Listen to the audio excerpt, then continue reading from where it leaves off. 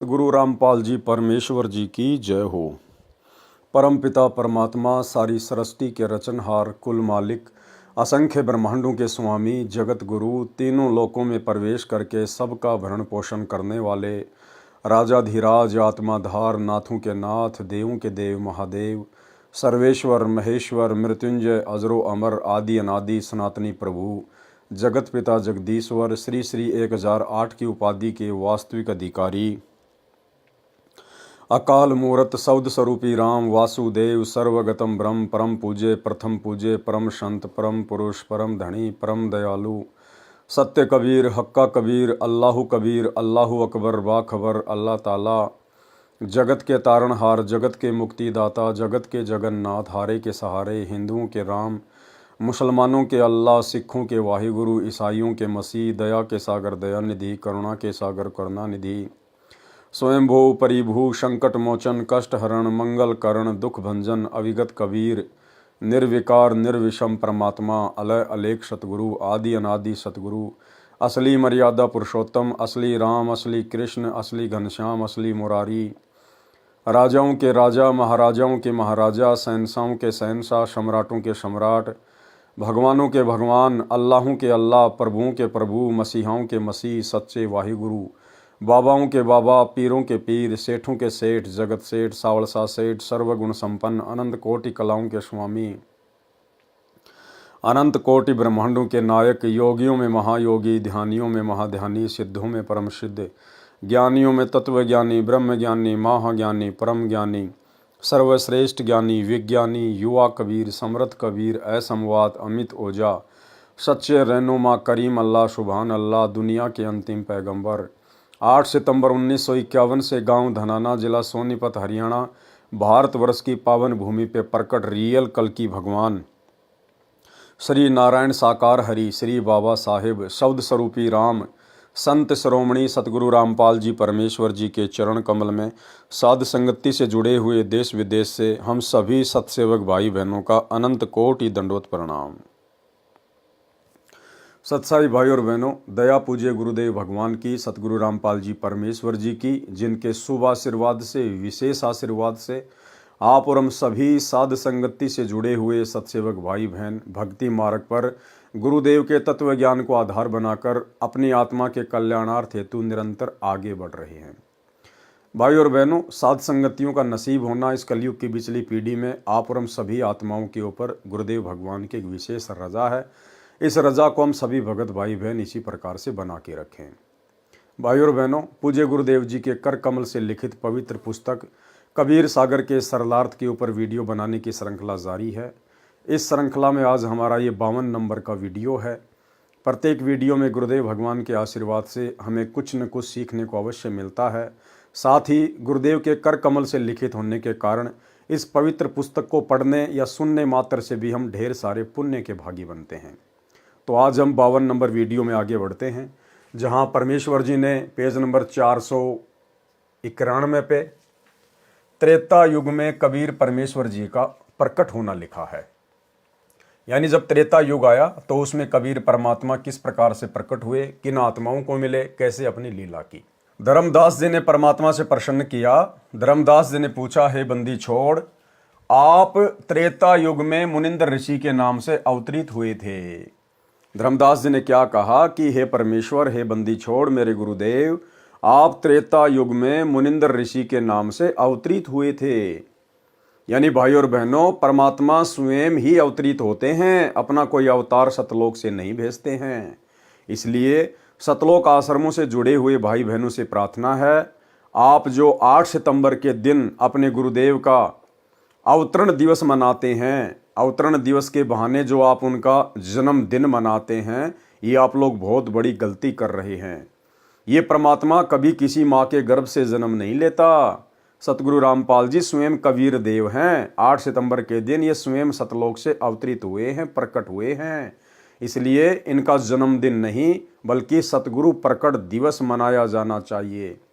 और यदि आपको इतना विश्वास हो जाए कि हमारे गुरुदेव स्वयं कबीर परमात्मा हैं, ये माँ के गर्भ से जन्म लेके नहीं आए, प्रकट हुए हैं, तो फिर आप लोगों ने जून के महीने में दाढ़ी मूछ वाले कबीर जी की समझे जाने वाली नकली फोटो को कबीर परमात्मा मानकर उनका कबीर प्रकट दिवस मनाना छोड़ देना चाहिए, अन्यथा आप जी दो नावों की सवारी करते हुए समझे जाएंगे। आप त्रेता युग में मुनिंदर ऋषि के नाम से अवतरित हुए थे। कृपया उस युग में किन किन पुण्यात्माओं ने आपकी शरण ग्रहण की? उत्तर दिया परमात्मा ने, हे धर्मदास, त्रेता युग में मैं मुनिंदर ऋषि के नाम से प्रकट हुआ। त्रेता युग में भी मैं एक शिशु रूप धारण करके कमल के फूल पर प्रकट हुआ था। एक दिन वेद विज्ञ नामक ऋषि तथा सूर्या नामक उसकी साध्वी पत्नी थी। वे प्रतिदिन सरोवर पर स्नान करने जाते थे। उनकी आयु आदि से अधिक हो चुकी थी।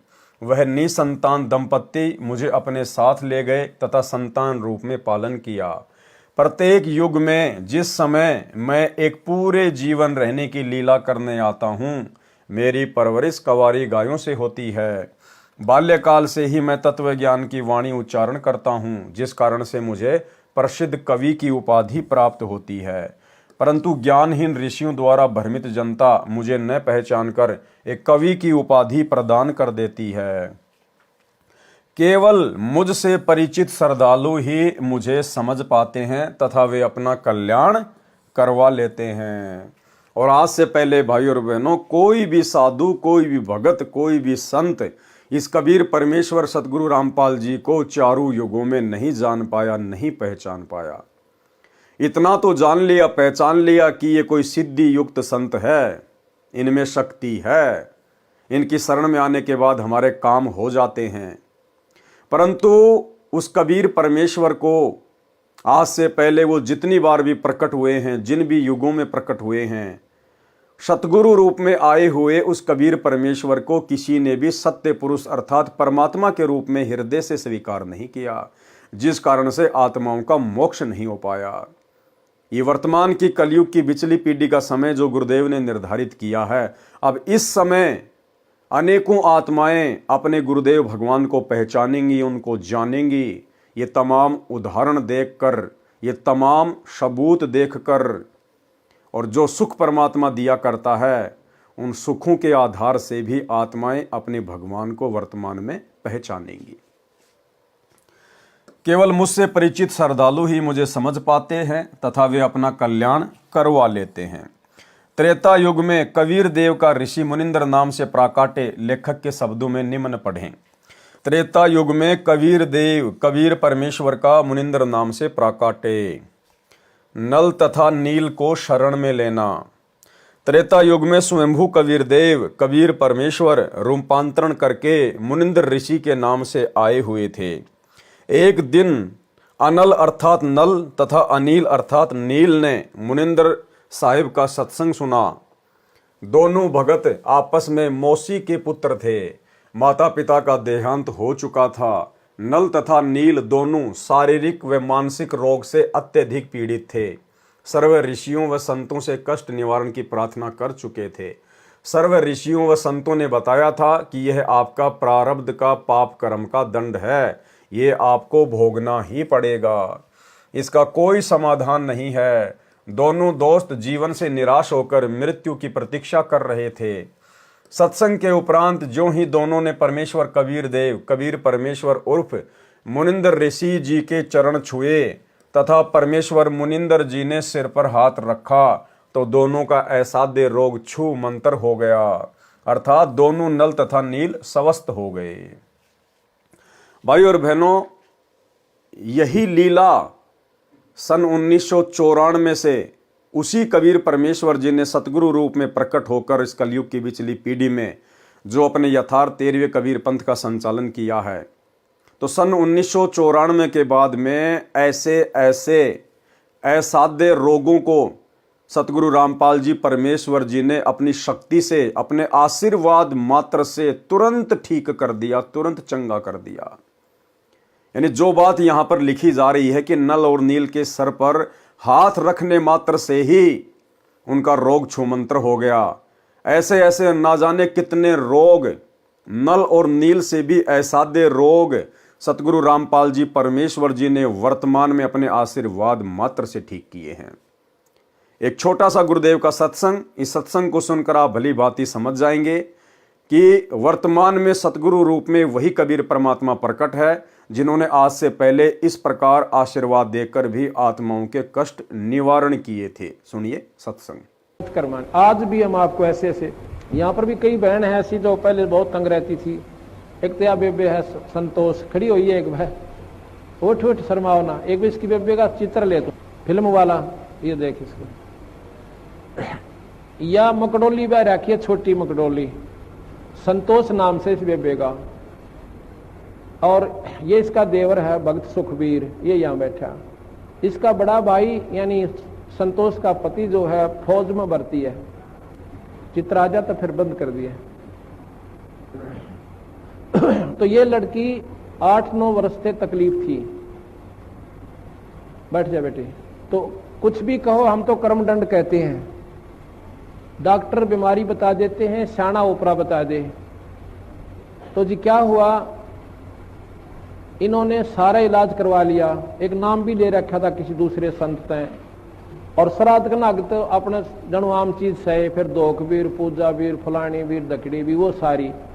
आखिर में कौन सा मेरठ में था, कहां से इलाज चल रहा था इनका, यूपी में, सहारनपुर से और कहते हैं, सहारनपुर से इलाज चल रहा था इस लड़की का। तो इसकी सुखबीर की बहन रामरती नाम साड़ जी शीतल नगर में ब्याह रखी। और वह रामरती एक दिन इस बहन श्यावत्री है शीतल नगर में, या हमारी बहन सेविका, इसके पास आ गई। कोई वो लेखा जोखा करते हैं, अंडा करन सरकारी उनकी ड्यूटी लग जाती है। तो इसने उसको समझा दिया, बेबे बैठ जा, चाह पानी पियो पहलाता है।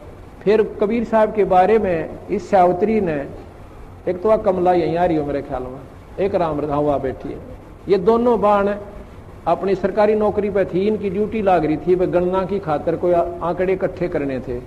यह श्यावत्री के पास पहुंच गई। इसने पहला दिन तक चाह पानी पियाई, बेबे तुम बैठ जाओ, फिर पाछे की लिखा लिखाई करियो। फिर ये चित्र देखे कबीर साहब के, ये पूछने लगी। इसने सारी महिमा बताई, बंदी छोड़ गई। रामरती ने अरे नाम ले लिया कमला ने। रामरती ने फिर अपने भाई जगवीर को बताया, जगवीर नाम से, कि भाई तो कितना ले जा, मेरी भाभी ने एक बार महाराज यहाँ करा ले। जगवीर ने बोला, बेबे इब इलाज करवा रखा वहां से और वहीं दिखाऊंगा। इन्हें बोली रे इलाज करवा रखा की ने दुख पा रही है, 19-21 का इसका आराम नहीं, तू एक बार ले आ। तो हम गए हुए थे उस समय चंडीगढ़ एक पार्ट, या Gulab Singh DC deputy commissioner जो होते थे ना, डिप्टी कमिश्नर गुलाब सिंह, वो डायरेक्टर थे वहां पर लोकल बॉडीज के चंडीगढ़। वो हमारे सेवक हैं, उन्होंने नाम ले रखा है, बड़ी पुण्य आत्मा है। अगर उसका उदाहरण आप देख लो, नहीं सा देवता इंसान हमने नहीं देखा, इतनी नम्र आत्मा, कोई उसमें छल कपट नहीं। तो वहां हम पाठ करने गए जी। हमने आना था 12 तारीख को, हम आए 13 तारीख को, लेट हो गए थोड़े। तो इन्होंने पता था कि 12 न महाराज जी ने आना है कुटिया में, तो ये 11 शाम ने पहुंच गए। और या बेहोश पड़ी उड़े या संतोष, हम 12 ना या 12 ने भी हुई रहे, जगबीर भी हुई रहे इसके साथ, वो फौज में है। वहां पर हाल बना था हमारा एक सत्संग का। हम 13 न पहुंचे इस समय, अगस्त का महीना। तो न्यू बोले जी एक बेबे आ रही है, बहुत घनी बीमार से। वहां बीमार का के मतलब हमारे दौरान को डॉक्टर ना वैद नहीं, ये भी ये बीमार है, बीमार आने लगे को अच्छे ढंग का नाम लेने आता नहीं। अपने मन में संकल्प कर रहा मैं, इतने में इसको कुटिया में ठाक है वो जगबीर एक दिन और पकड़ कर मेरे पास ले आया। और मैं बाहर बैठा था, ऐसे छां आई हुई थी शाम के समय हाल के अंदर। इनको जब पकड़ के वो ले आए, आप विचार कीजिए, सतकर मानिए, जो ही मेरे पास लाके या संतोष बिठाई और जगबीर को पूछना ये बात इसके पति से, न्यू अर्जू सिर जोड़ रखा, इसकी हालत न्यू नाड़ टेढ़ी हो रही छोरी की। खाट के पास बिठाई, जैसे हम स्वाभाविक वैसे हाथ रखते हैं, बेबे ठीक हो जाएगी बेटी, माड़ा मन ना करे, सब करेंगे, बंदी छोड़। मैंने ऐसे हाथ ऊपर से हटाया भी नहीं था, इतना में यह लड़की न्यू बैठ गई कि जानू इसका कुछ भी कोई ना। बोल सतगुरुदेव। बंदी छोड़ कबीर साहेब। वो बोला जा बेटी सेवा करवा। वहां पर सेवा चल रही थी, सेवक थे, मिस्त्री थे, उनकी रोटी बनानी थी। छोरी ने डट कर रोटी बनवाई, सारा काम करवाया। अगले दिन सारा काम करवाया। अगले दिन ये दिन के 11 बजे नाम लेकर और जब घर न आए, फिर हमने कहा एक पाठ करवाओ बंदी छोड़ की वाणी का, ये धर्म का काम हो से। तो जिस दिन ये पाठ प्रकाश हुआ इनका, मैं जाता हूं पिछले दिन, जिस दिन पाठ प्रकाश हुआ इसका फिर गड़बड़ होगी एक बवाई और या दर्द पड़ी और गिर के या पाप बोला है। मैं गया जो बताई ना सुखबीर नरेंद्र की मार ने, और सारे पड़ोसी उड़ोसी वो सारी इकट्ठी होगी। अब के बोल रहे हैं वो पितर इनके, एक तो बूढ़ा मर रहा था, ताऊ है दादा, रेक एक उसका लड़का छोटा सा उम्र का 12, 13, 14 साल की उम्र का, वो मर रहा है। और जब पहला न्यो क्या करता, तुमने खोऊंगा धरती पर तय, थारा न्यो कर दूंगा, थारा नाश करूंगा, मेरा हक दे दो फलान। उस दिन वो के बोलिया, मैं तने नाटू था निर्भाग, तुम आज ना ले चला, बड़ा बुढ़ा आदमी मरवा दिया तने। जो बोला तू आज ना ले चला, मैं नाटू था, उनके महाराज जी का नाम ले लिया ही, मारी उड़ा पार बसावक होना। अन्य बोला तो अब आई आज तो हम थारा आगे गलती तय, आज पाछा हम तो बड़ा को नहीं। पर ने बोला जावांगे कि थारी रोखाड़ करया करांगे खेता में। जब बोल सतगुरुदेव। इनका पेटा भरनता ही बंदी छोड़ने ने दिखा था ना, कड़ा बढ़न दे वो नाड़े, अगर इनका यकीन ना होगा तो उस दिन के बाद 2 साल तो ऊपर हो गए इस लड़की ने बंदी छोड़ की कृपा तो इसका स्वस्थ शरीर से। बोल सतगुरुदेव। तो भाई और बहनों, सत्संग सुनकर आप जी को विश्वास हो जाना चाहिए, दास यहां पर आपको अनेकों सत्संग नहीं सुना सकता, केवल आपको एक सत्संग सुनाया है। ऐसे ऐसे ना जाने सैकड़ों की संख्या में गुरुदेव भगवान ने अपनी आत्माओं के कष्ट निवारण किए हैं मात्र अपने आशीर्वाद से। तथा परमेश्वर मुनिंदर जी ने सिर पर हाथ रखा तो दोनों का असाध्य रोग छूमंत्र हो गया, अर्थात दोनों नल तथा नील स्वस्थ हो गए। इस अद्भुत चमत्कार को देखकर प्रभु के चरणों में गिरकर घंटों रोते रहे तथा कहा, आज हमें प्रभु मिल गया। भाई और बहनों, नल और नील ने तो अपने परमात्मा को पहचान लिया था, परंतु वर्तमान कलयुग की बिचली पीढ़ी में आज भी आत्माएं अपने परमात्मा को नहीं पहचान पा रही हैं। ऐसे ऐसे असाध्य रोगों से छुटकारा प्राप्त करने के बावजूद भी अपने गुरुदेव भगवान को कबीर परमात्मा के रूप में नहीं पहचान पा रही हैं। और सतगुरु रामपाल जी अर्थात जिंदा कबीर परमात्मा के धरती पर प्रकट रहते सहते जून के महीने में कागज के टुकड़े को कबीर जी की समझे जाने वाली दाढ़ी मूछ वाली मुर्दा फोटो को कबीर भगवान मानकर जून के महीने में सतलोक आश्रमों में जा जाके उस मुर्दा फोटो का कबीर प्रकट दिवस मनाते हैं। ये बहुत बड़ी विडंबना है। इस अद्भुत चमत्कार को देखकर प्रभु के चरणों में गिरे, घंटों रोते रहे तथा कहा, आज हमें प्रभु मिल गया जिसकी हमें वर्षों से खोज थी। उससे प्रभावित होकर ऋषि मुनिंदर जी से नाम दीक्षा ले लिया। मुनिंदर साहिब जी के साथ ही सेवा में लगने लगे।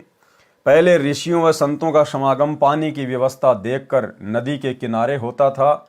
नल और नील दोनों बहुत प्रभु प्रेमी तथा भोली आत्माएं थी।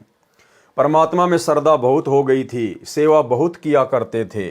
समागमों में रोगी व वृद्ध व विकलांग भक्तजन आते तो उनके कपड़े धोते तथा बर्तन साफ करते, उनके लोटे और गिलास साफ कर देते थे। परंतु थे भोले से दिमाग के, कपड़े धोने लग जाते तो सत्संग में जो प्रभु की कथा सुनी होती उसकी चर्चा करने लग जाते। देखो, गुरुदेव भगवान हमें सत्संग के माध्यम से ही शिक्षा देंगे कि हम भक्तों ने किस प्रकार से अपना जीवन जीना है, अपनी दैनिक जो क्रिया है उनको करना है। क्या कह रहे परमात्मा कि नल और नील जब भक्तों की सेवा के लिए जाते थे, उनके कपड़े वगैरह उनके बर्तन वगैरह साफ करने के लिए तालाब पर जाते थे, तो वो उनको पानी में भिगो के और फिर आपस में चर्चा करने लग जाते थे। और वो दोनों भगत जो चर्चा करते थे वो कोई जाट आरक्षण की चर्चा नहीं होती थी, राजपूत करणी सेना या आनंदपाल सिंह जैसे गैंगस्टरों की कोई ज्ञान चर्चा नहीं होती थी। हरियाणा के जाट भवन में कौन कौन सा फ्लोर बनवाएगा, गुरुजी का बड़ा लड़का कितने पैसा देगा, ये चर्चा नहीं होती थी। वहां चर्चा होती थी परमात्मा के ज्ञान की।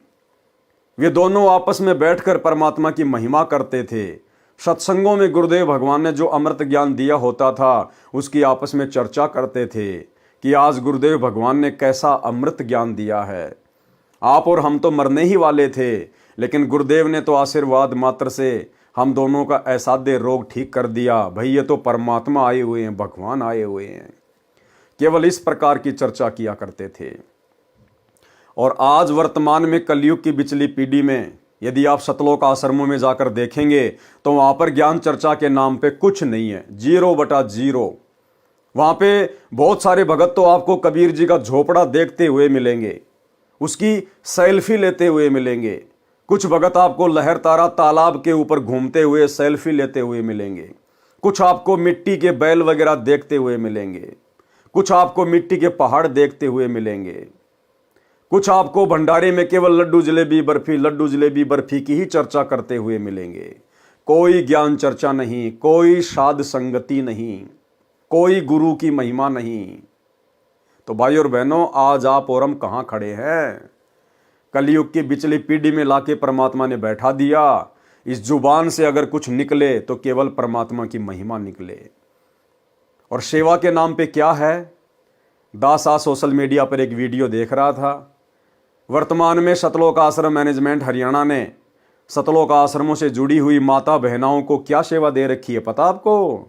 बहुत जबरदस्त सेवा। माता बहनों को पंपलेट बना के दे रखे हैं। इन सतलोक आश्रम वालों का कोई यूट्यूब पर चैनल है, सा न्यूज चैनल। उस सा न्यूज चैनल पर ये लोग दिन रात दुनिया भर की खबरें डालते रहते हैं। वहां पर बस एक्सीडेंट हो गई, वहां पर ज्यादा बर्फ गिर गई, वहां पर चोरी हो गई। जैसे ये दुनिया भर के टीवी चैनल जिस प्रकार से न्यूज दिखाते हैं, इस प्रकार से इन सतलोक आश्रम वालों ने सा न्यूज चैनल के नाम से एक यूट्यूब पर चैनल बनाया है। और इनका एक ही काम है, दुनिया भर की फालतू की दुनियादारी की न्यूज वगैरह उस पर डालते रहना। उस सा न्यूज चैनल को माता बहनों के माध्यम से उनको पोस्टर बना बना के दिए जाते हैं और जगत में भेज दिया जाता है, शहर में भेज दिया जाता है कि आप जाओ और लोगों को पकड़ पकड़ के आप उनसे चैनल को सब्सक्राइब करवाओ। आप उनको ये पंपलेट दिखाओ कि देखो जी ये हमारे सतलोक आश्रम का न्यूज चैनल है, आप इसको सब्सक्राइब कर लीजिए। आपका मोबाइल निकालिए, आप QR कोड को स्कैन कीजिए। एक छोटा सा वीडियो आप भाई बहन देख लीजिएगा, किस प्रकार से सेवा के नाम पर भगत समाज का अनमोल समय और समय से बर्बाद कर रहे हैं। देखिए। काल करे सो हाल ही कर ले, फिर मिले ना साथा। 84 में जाए पड़ोगे, भुगतोगे दिन राता।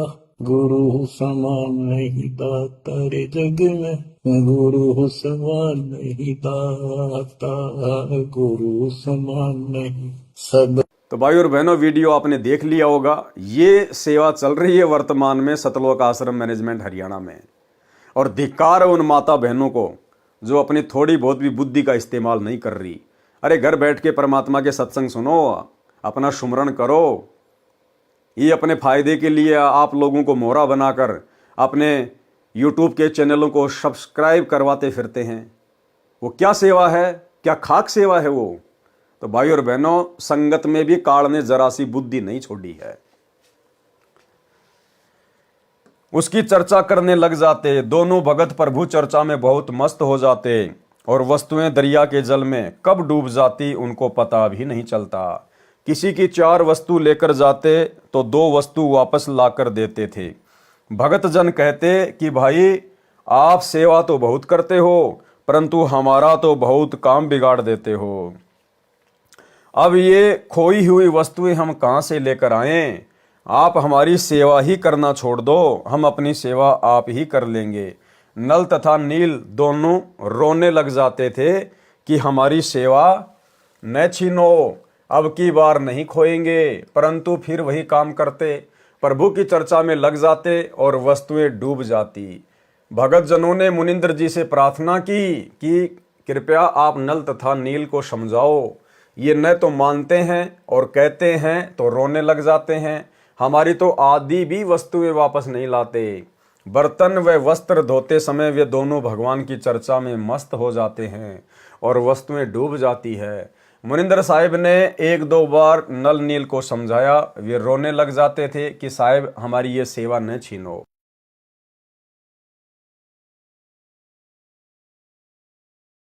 सतगुरु मुनिंदर साहिब ने आशीर्वाद देते हुए कहा, बेटा नल तथा नील खूब सेवा करो, आज के बाद आपके हाथ से कोई भी वस्तु चाहे पत्थर या लोहा भी क्यों ना हो जल में नहीं डूबेगी।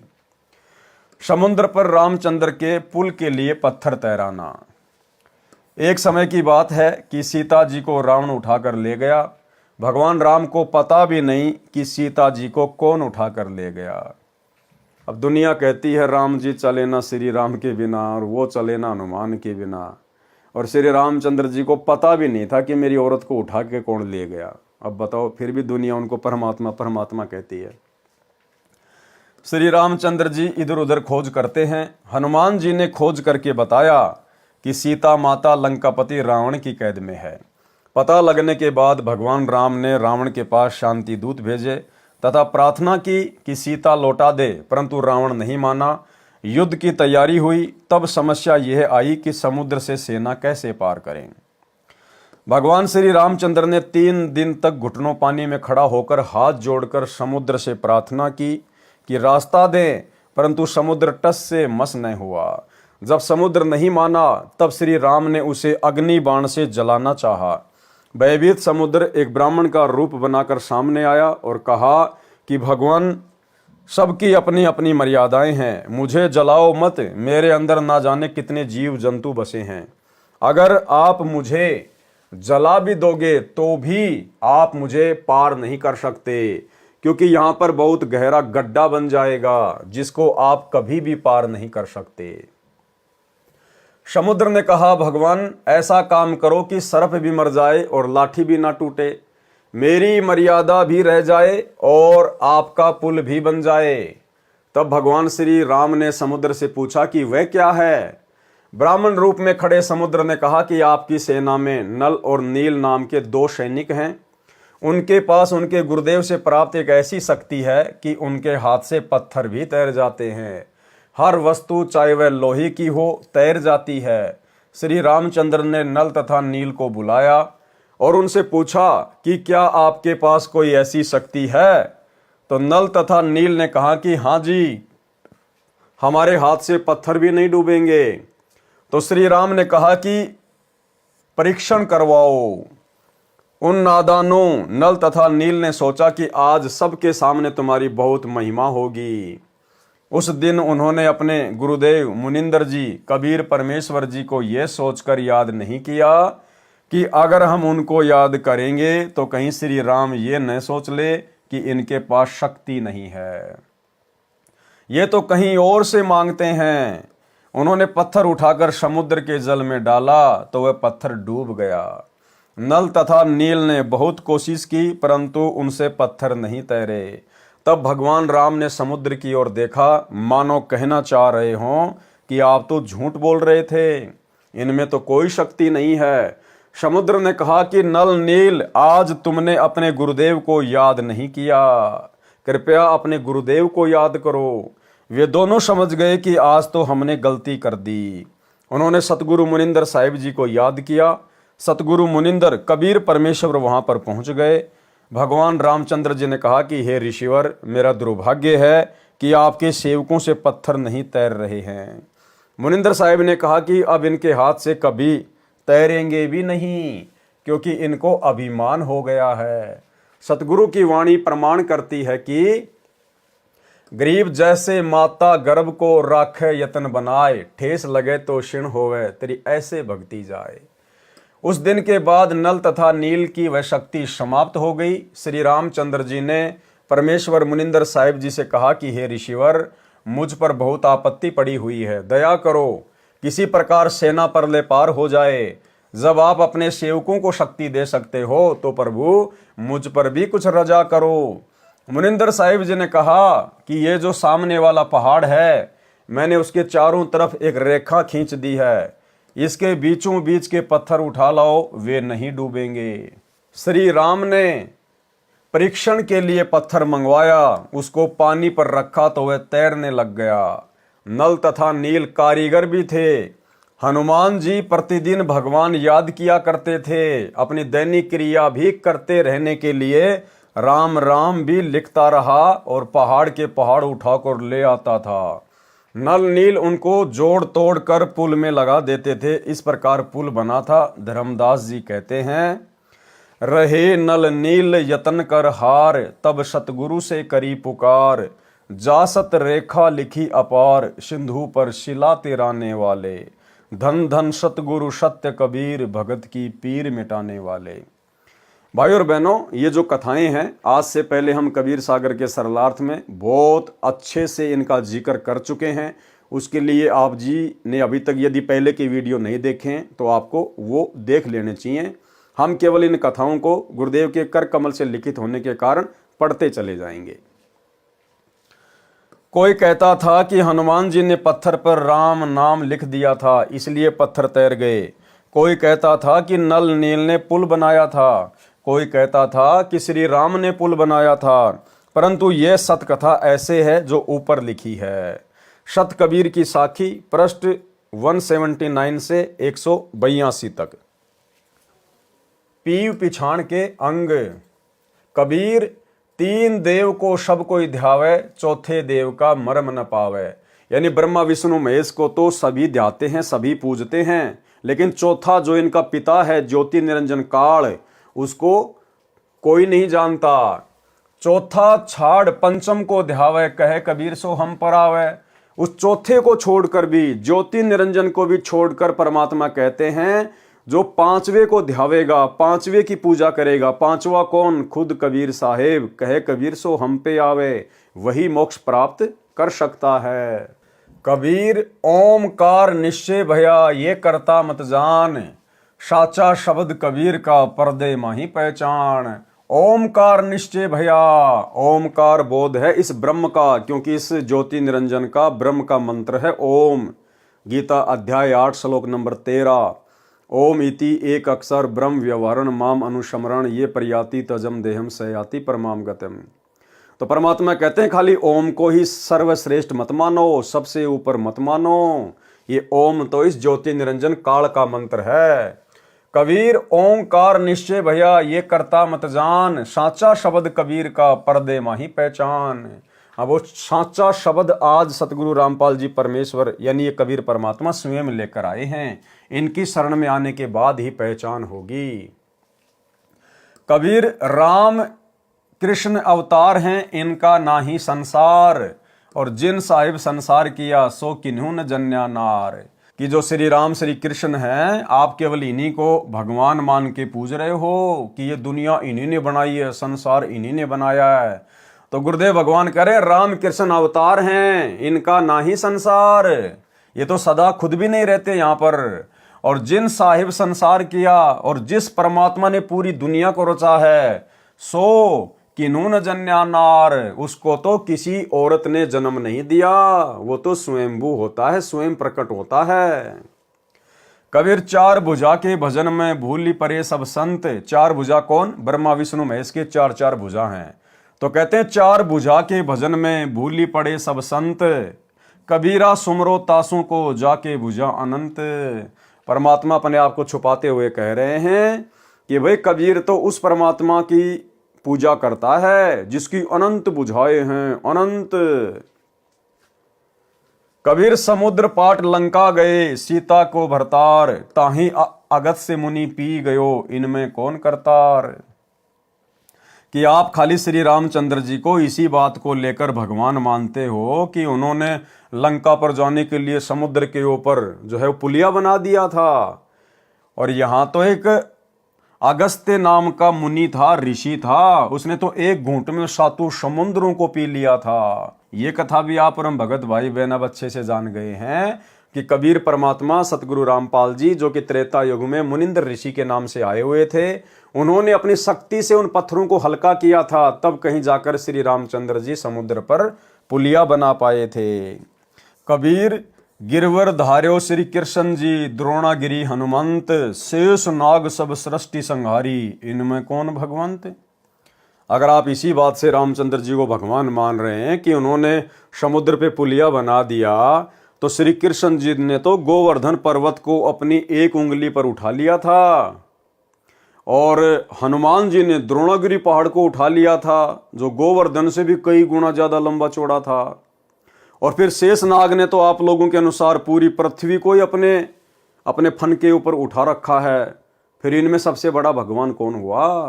तो ये तो है लोकवेद, सुनी सुनाई बातें। असलियत क्या है?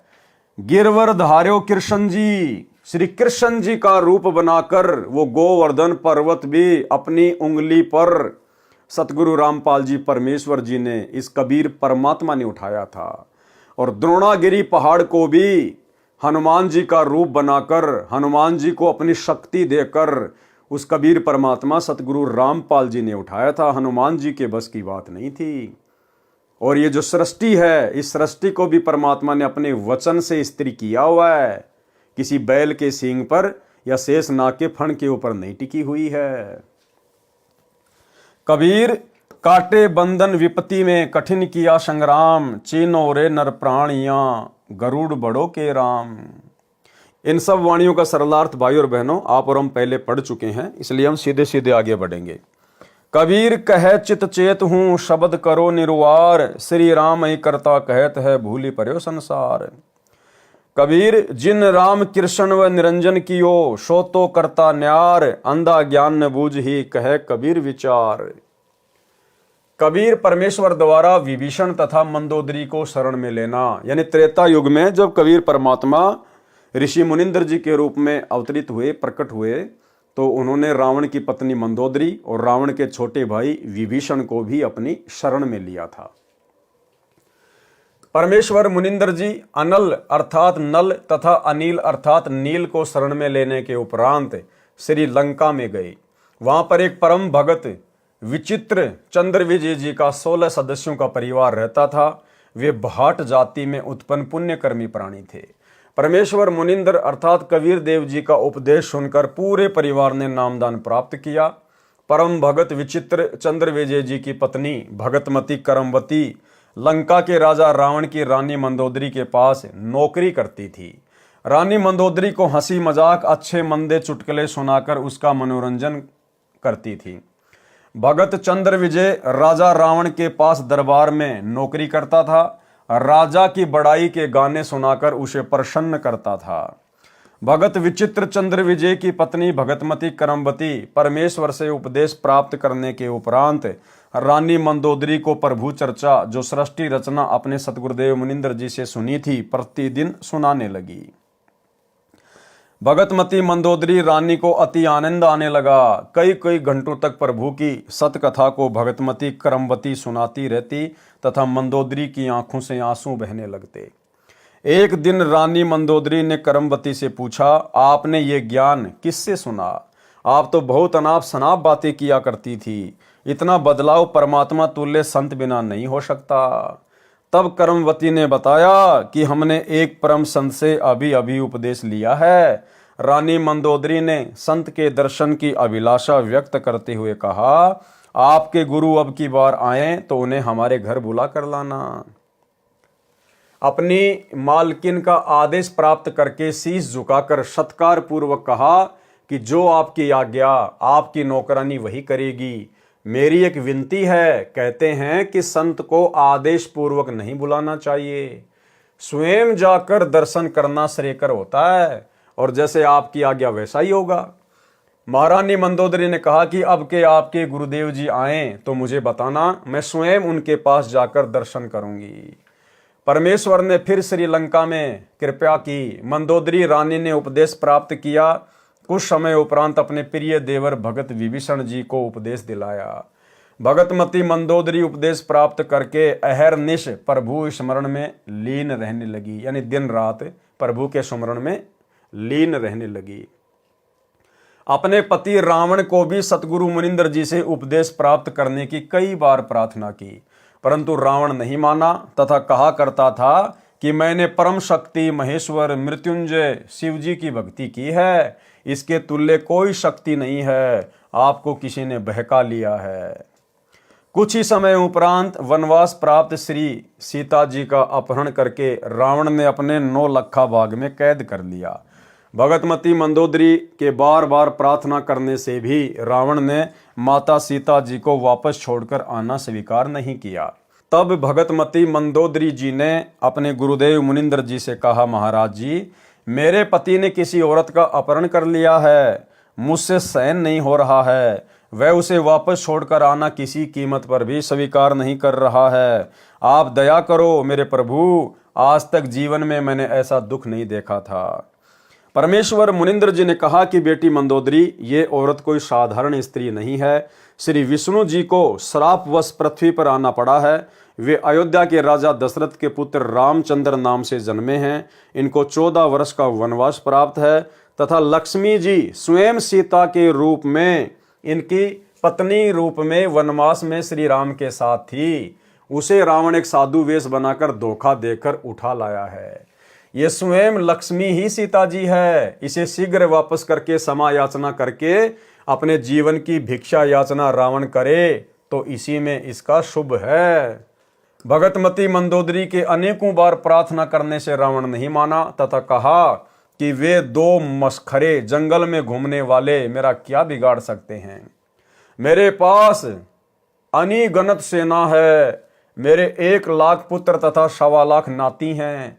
मेरे पुत्र मेघनाथ ने स्वर्ग राज इंद्र को पराजित कर उसकी पुत्री से विवाह कर रखा है। 33 करोड़ देवताओं को हमने कैद कर रखा है। तू मुझे उन 2 बेसहारा वन में विचर रहे वनवासियों को भगवान बताकर डराना चाहती है। इस स्त्री को वापस नहीं करूंगा। मंदोदरी ने भक्ति मार्ग का ज्ञान जो अपने पूज्य गुरुदेव जी से सुना था, रावण को बहुत समझाया। विभीषण ने भी अपने बड़े भाई को समझाया। रावण ने अपने भाई विभीषण को पीटा तथा कहा कि तू ज्यादा श्री रामचंद्र का पक्षपात कर रहा है, उसी के पास चला जा। एक दिन भगतमती मंदोदरी ने अपने पूज्य गुरुदेव जी से प्रार्थना की कि हे गुरुदेव, मेरा सुहाग उजड़ रहा है, एक बार आप भी मेरे पति को समझा दो। यदि वह आपकी बात को नहीं मानेगा तो मुझे विधवा होने का दुख नहीं होगा। अपनी वचन की बेटी मंदोदरी की प्रार्थना स्वीकार करके राजा रावण के दरबार के समक्ष खड़े होकर परमेश्वर मुनिंद्र जी ने द्वारपालों से राजा रावण से मिलने की प्रार्थना की। द्वारपालों ने कहा, ऋषि जी, इस समय हमारे राजा जी अपना दरबार लगाए हुए हैं। इस समय अंदर का संदेशा बाहर आ सकता है, बाहर का संदेश अंदर नहीं जा सकता। हम विवश हैं।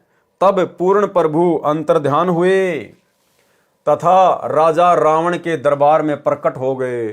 रावण की दृष्टि ऋषि पर गई तो गरज कर पूछा, इस ऋषि को मेरी आज्ञा के बिना किसने अंदर आने दिया?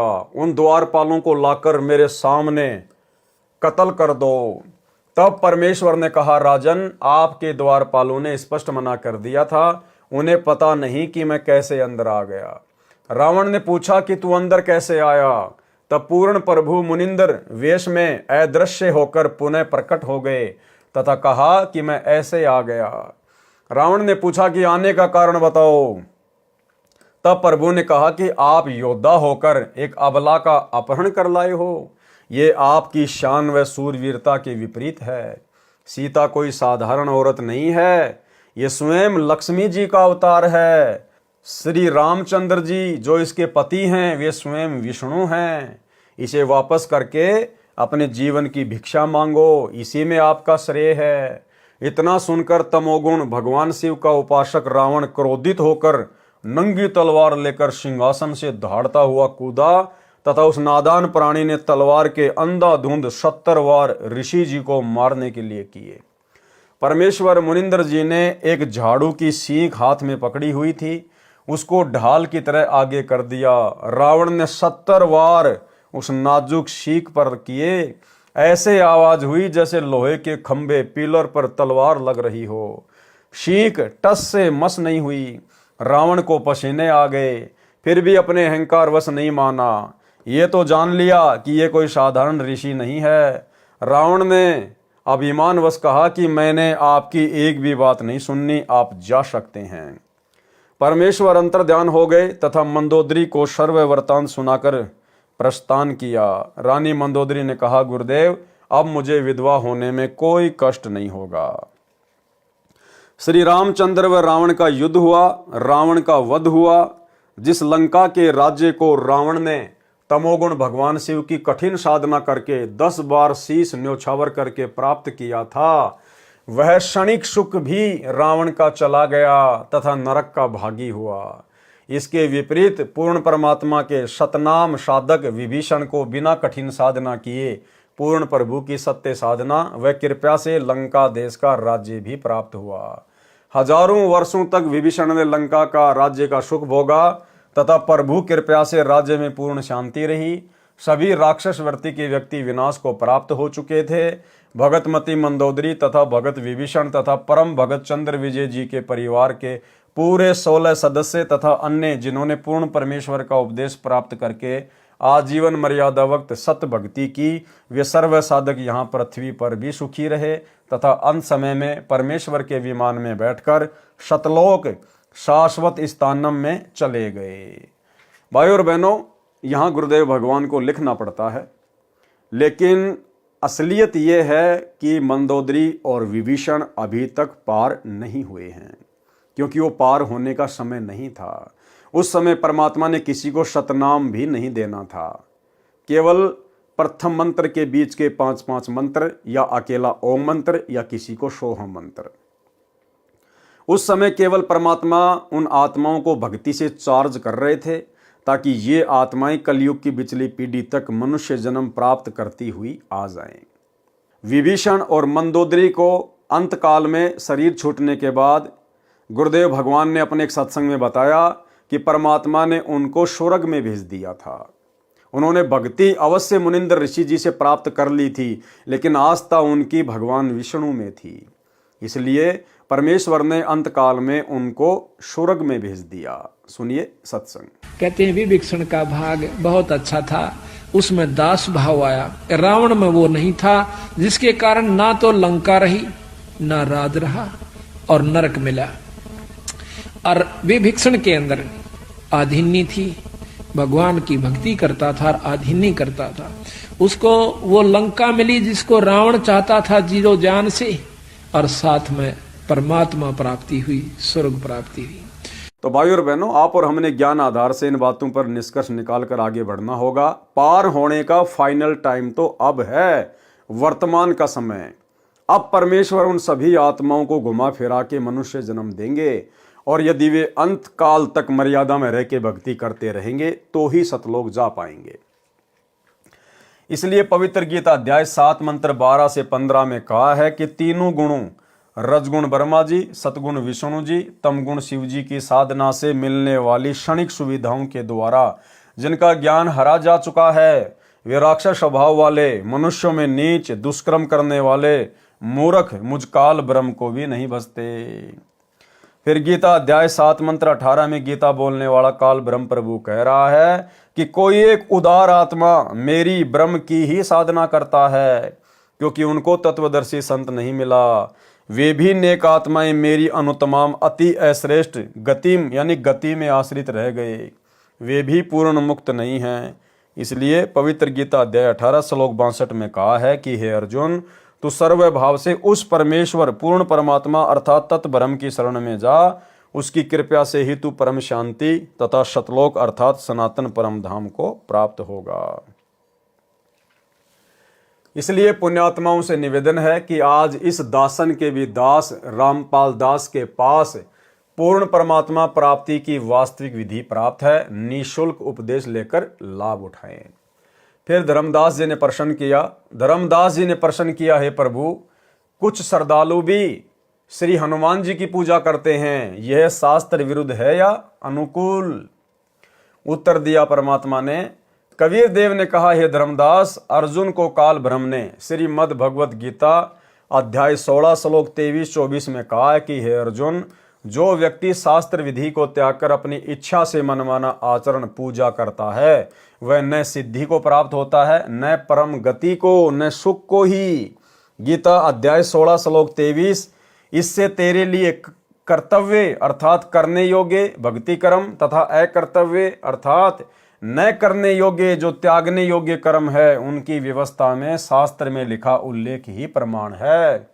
ऐसा जानकर तू शास्त्र विधि से नियत भक्ति कर्म अर्थात साधना ही करने योग्य है। गीता अध्याय 16 श्लोक 24। हे धर्मदास जी, गीता अध्याय 7 श्लोक 12 से 15 व 20 से 23 तथा गीता अध्याय 9 श्लोक 20 से 23 तथा 25 में गीता ज्ञानदाता काल ब्रह्म ने तीनों देवताओं रजगुण ब्रह्मा, सतगुण विष्णु तथा तमगुण शिव जी की पूजा करना भी व्यर्थ कहा है। भूतों की पूजा, पितरों की पूजा व अन्य सर्व देवताओं की पूजा को भी अविधि पूर्वक शास्त्र विधि विरुद्ध बताया है। हनुमान तो राम भगत थे, वे स्वयं भी भक्ति करते थे तथा अन्य को भी श्री राम की भक्ति करने को ही कहते थे। यदि कोई भगत दूसरे भगत की पूजा करता है वह शास्त्र विधि विरुद्ध होने से व्यर्थ है। त्रेता युग में मैंने हनुमान को भी शरण में लिया था। फिर धर्मदास जी ने सवाल किया। धर्मदास जी ने प्रश्न किया, हे कबीर परमेश्वर, आपने तो मेरे आश्चर्य को अधिक बढ़ा दिया। श्री हनुमान जी को तो अपनी शक्ति तथा श्री राम की भक्ति पर अत्यधिक अभिमान था। हे दीनानाथ, आपने हनुमान जी की बुद्धि को कैसे बदला? मुझ किंकर पर कृपा करके बताइए। उत्तर कृपया पढ़े हनुमान बोध के सारांश में प्रश्न 235 पर, जो कि आप और भगत भाई बहन पहले इस विषय पर पूरा वीडियो बना चुके हैं। पूर्ण परमात्मा कबीर जी का द्वापर युग में प्रकट होना। फिर द्वापर युग में कबीर परमात्मा किस नाम से प्रकट हुए, किन किन आत्माओं को मिले, क्या क्या लीलाएं की परमात्मा ने। पूर्ण परमात्मा कबीर जी का द्वापर युग में प्रकट होना। प्रसन्न किया धर्मदास जी ने, हे परमेश्वर, अपने दास धर्मदास पर कृपया करके द्वापर युग में प्रकट होने की कथा सुनाएं, जिससे तत्व ज्ञान प्राप्त हो। उत्तर दिया परमात्मा ने। कबीर परमेश्वर ने कहा, हे धर्मदास, द्वापर युग में भी मैं रामनगर नामक नगरी में एक सरोवर में कमल के फूल पर शिशु रूप में प्रकट हुआ। एक निसंतान वाल्मीकि कालू तथा उसकी पत्नी गोदावरी दंपत्ति अपने घर ले गए। एक ऋषि से मेरा नामकरण करवाया। उसने भगवान विष्णु की कृपा से प्राप्त होने के आधार से मेरा नाम करुणामय रखा। मैंने 25 दिन तक कोई आहार नहीं किया। मेरी पालक माता अति दुखी हुई। पिताजी भी कई साधु संतों के पास गए, मेरे ऊपर झाड़ फूंक भी कराई। वे विष्णु के पुजारी थे। उनको अति दुखी देखकर मैंने विष्णु को प्रेरणा दी। विष्णु भगवान एक ऋषि रूप में वहां आए तथा पिता कालू से कुशल मंगल पूछा। पिता कालू तथा माता गोदावरी कलयुग में सम्मन तथा नेकी रूप में दिल्ली में जन्मे थे। यानी भाइयों और बहनों, द्वापर युग में परमात्मा ने जिन आत्माओं को अपनी परवरिश के लिए निमित्त बनाया था, कालू तथा गोदावरी को, फिर कलयुग की प्रथम पीढ़ी में यानी 650 साल पहले जिस व्यक्ति ने, क्योंकि भगत तो नहीं बन पाया था वो अंत तक, जिस कालू नामक व्यक्ति ने परमात्मा के मुंह बोले पिता की भूमिका निभाई थी द्वापर युग में, वो कालू नाम का व्यक्ति 650 साल पहले बना सम्मन। और जो उसकी पत्नी थी गोदावरी, वो थी नेकी। यानी पुण्यात्माओं, हम आत्माओं का अनंत जन्मों का हिसाब किताब ये चलता हुआ आ रहा है। आज परमेश्वर ने उन सभी आत्माओं को कहां पर लाकर सेट कर दिया है, और आज वे सभी आत्माएं, वो कालू, वो गोदावरी, वो विद्याधर, वेदविग, सम्मन, नेकी, आज वो सभी आत्माएं वर्तमान की कलयुग की बिचली पीढ़ी में आई हुई हैं। और परमेश्वर ने उन आत्माओं को, अपनी विशेष आत्माओं को चुन चुन के साध संगति से जोड़ दिया है। साध संगति में जुड़े हुए भाई बहन परमेश्वर की उन विशेष आत्माओं में से हैं। पिता कालू तथा माता गोदावरी कलयुग में सम्मन तथा नेकी रूप में दिल्ली में जन्मे थे। उन्होंने अपना दुख ऋषि जी को बताया कि हमें वृद्ध अवस्था में एक पुत्र रत्न भगवान विष्णु की कृपा से सरोवर में कमल के फूल पर प्राप्त हुआ है। ये बच्चा 25 दिन से भूखा है, कुछ भी नहीं खाया है। अब इसका अंत निकट है। परमात्मा विष्णु ने हमें अपार खुशी प्रदान की है, अब उसे छीन रहे हैं। हम प्रार्थना करते हैं कि हे विष्णु भगवान, ये खिलौना देकर मत छीनो। हम अपराधियों से ऐसा क्या अपराध हो गया, इस बच्चे में हमारा इतना मोह हो गया है कि यदि इसकी मृत्यु हो गई तो हम भी दोनों उसी सरोवर में डूबकर मरेंगे जहां पर यह बालक हमें मिला था। ये धर्मदास, ऋषि रूप में उपस्थित विष्णु भगवान ने मेरी ओर देखा। मैं पालने में झूल रहा था। मेरे अति स्वस्थ शरीर को देखकर विष्णु भगवान आश्चर्यचकित हुए तथा बोले, हे कालू भगत, ये बच्चा तो पूर्ण रूप से स्वस्थ है। आप कह रहे हो ये कुछ भी आहार नहीं करता। ये बालक तो ऐसा स्वस्थ है जैसे एक शेर दूध प्रतिदिन पीता हो। ये नहीं मरने वाला। इतना कहकर विष्णु मेरे पास आया। मैंने विष्णु से बात की तथा कहा, हे विष्णु भगवान, आप मेरे माता पिता से कहो एक कुंवारी गाय लाएं। उस गाय को आप आशीर्वाद देना। वह कुंवारी गाय दूध देने लगेगी। उस गाय का दूध मैं पीऊंगा। मेरे द्वारा अपना परिचय जानकर विष्णु भगवान समझ गए ये कोई सिद्ध आत्मा है जिसने मुझे पहचान लिया है। मुझे ऋषि के साथ बातें करते हुए देख मेरे पालक माता पिता हैरान रह गए। अंदर ही अंदर खुशी की लहर दौड़ गई। ऋषि ने कहा, कालू, एक कुंवारी गाय लाओ, वह दूध देगी। उस दूध को ये होनहार बच्चा पिएगा। कालू पिता तुरंत एक गाय ले आया। भगवान विष्णु ने मेरी प्रार्थना पर उस कुंवारी गाय की कमर पर हाथ रख दिया। उसी समय उस गाय की बछिया के थनों से दूध की धार बहने लगी तथा वह 3 सेर का पात्र भरने के पश्चात रुक गई। वह दूध मैंने पिया। अब भाई और बहनों, करे करावे साइया, मन में लहर उठा, दादू सिर दर जीव के आप बगल हो जा। सारी की सारी लीला कबीर परमात्मा स्वयं ही करते हैं। ये अनंत कोटि कलाओं के स्वामी है। ये एक ही समय में अनंत करोड़ पदम रूप धारण कर सकते हैं। वो जो ऋषि थे वो भी खुद कबीर परमात्मा ही थे। अरे भला, सारी सृष्टि का मालिक, सर्व सृष्टि को खिलाने पिलाने वाला और विष्णु के आशीर्वाद से दूध देने वाली गाय का दूध पिएगा क्या? और उस कुंवारी गाय में दूध कहाँ से आता है? गुरुदेव कहते हैं सतलोक से आता है। तो विष्णु भगवान की बेचारी की क्या औकात जो कुंवारी गाय के ऊपर थपकी मार दे और सतलोक से दूध आ जाए। ये सारा खेल परमात्मा स्वयं ही खेलता है, महिमा उनको दे देता है। मेरी तथा विष्णु जी की वार्ता की भाषा को कालू व गोदावरी समझ नहीं सके। वे मुझ 25 दिन के बालक को बोलते देखकर उस ऋषि रूप विष्णु का ही चमत्कार मान रहे थे तथा कुंवारी गाय द्वारा दूध देना भी उस ऋषि की कृपा जानकर दोनों ऋषि के चरणों में लिपट गए।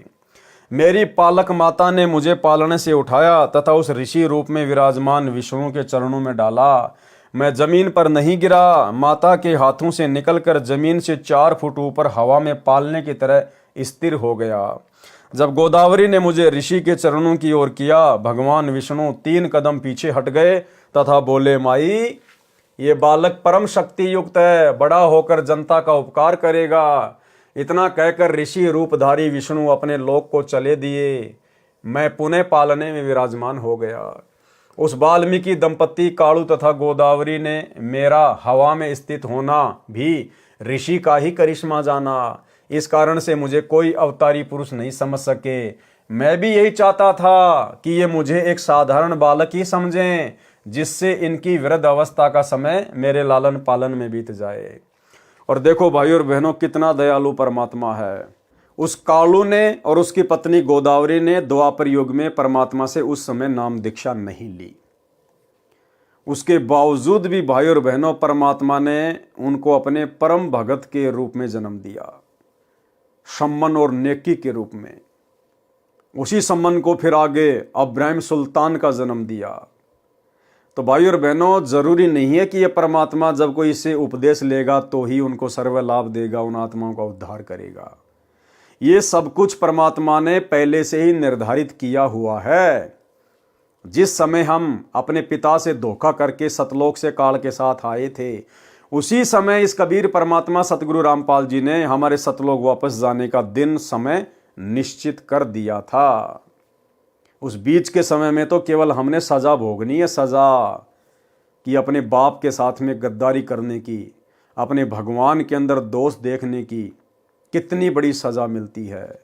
ये जो अनंत करोड़ युगों से आप और हम भाई बहन जो यहाँ पर करोड़ों बार 84 लाख योनियों के कष्ट, करोड़ों बार स्त्री और पुरुष बनकर हमने जो असहनीय पीड़ाएं झेली है, कष्ट सहे हैं, ये हम वो सजा भोग रहे हैं अपने पिता से गद्दारी करने की।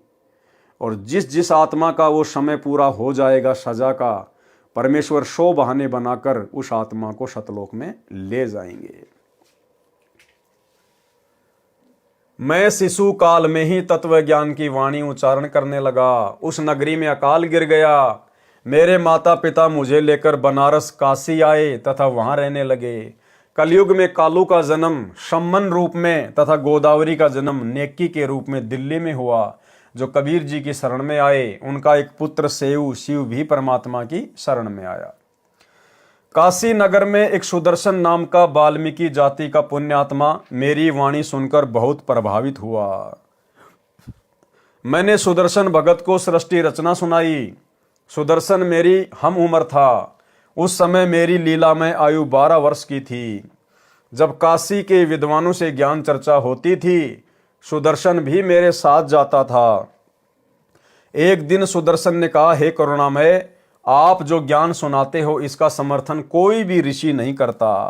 आपके ज्ञान पर कैसे विश्वास हो? हे करुणामय, आप ऐसी कृपा करो जिससे मेरा भ्रम दूर हो जाए। हे धर्मदास, मैंने उस प्यारी आत्मा सुदर्शन को सतलोक के दर्शन कराए।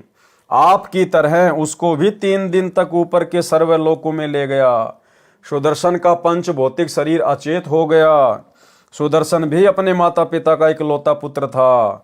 अपने इकलौते पुत्र को मृत तुल्य देखकर उसके माता पिता विलाप करने लगे तथा हमारे घर आकर मेरे माता पिता से झगड़ा करने लगे। कहा कि तुम्हारे करुण ने हमारे बच्चे को जादू जंत्र कर दिया, वह सेवड़ा है। हमारा पुत्र मर गया तो हम आपके विरुद्ध राजा को शिकायत करेंगे। मेरे माता पिता ने मेरे से उन्हीं के सामने पूछा, हे करुण, सच बता, तूने क्या कर दिया उस सुदर्शन को?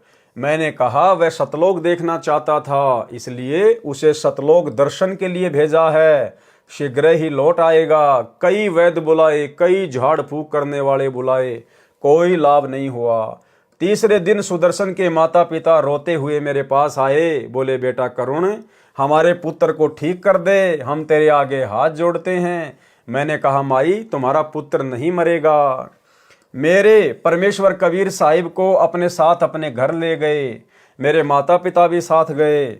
आसपास के व्यक्ति भी वहां उपस्थित थे। मैंने सुदर्शन के शीश को पकड़कर हिलाया तथा कहा, हे सुदर्शन, वापिस आ जा, तेरे माता पिता बहुत व्याकुल हैं। इतना कहते ही सुदर्शन ने आंखें खोली, चारों ओर देखा, अपने सिर की ओर मुझे नहीं देख सका। उठ बैठकर बोला, परमेश्वर करुणा में कहाँ है?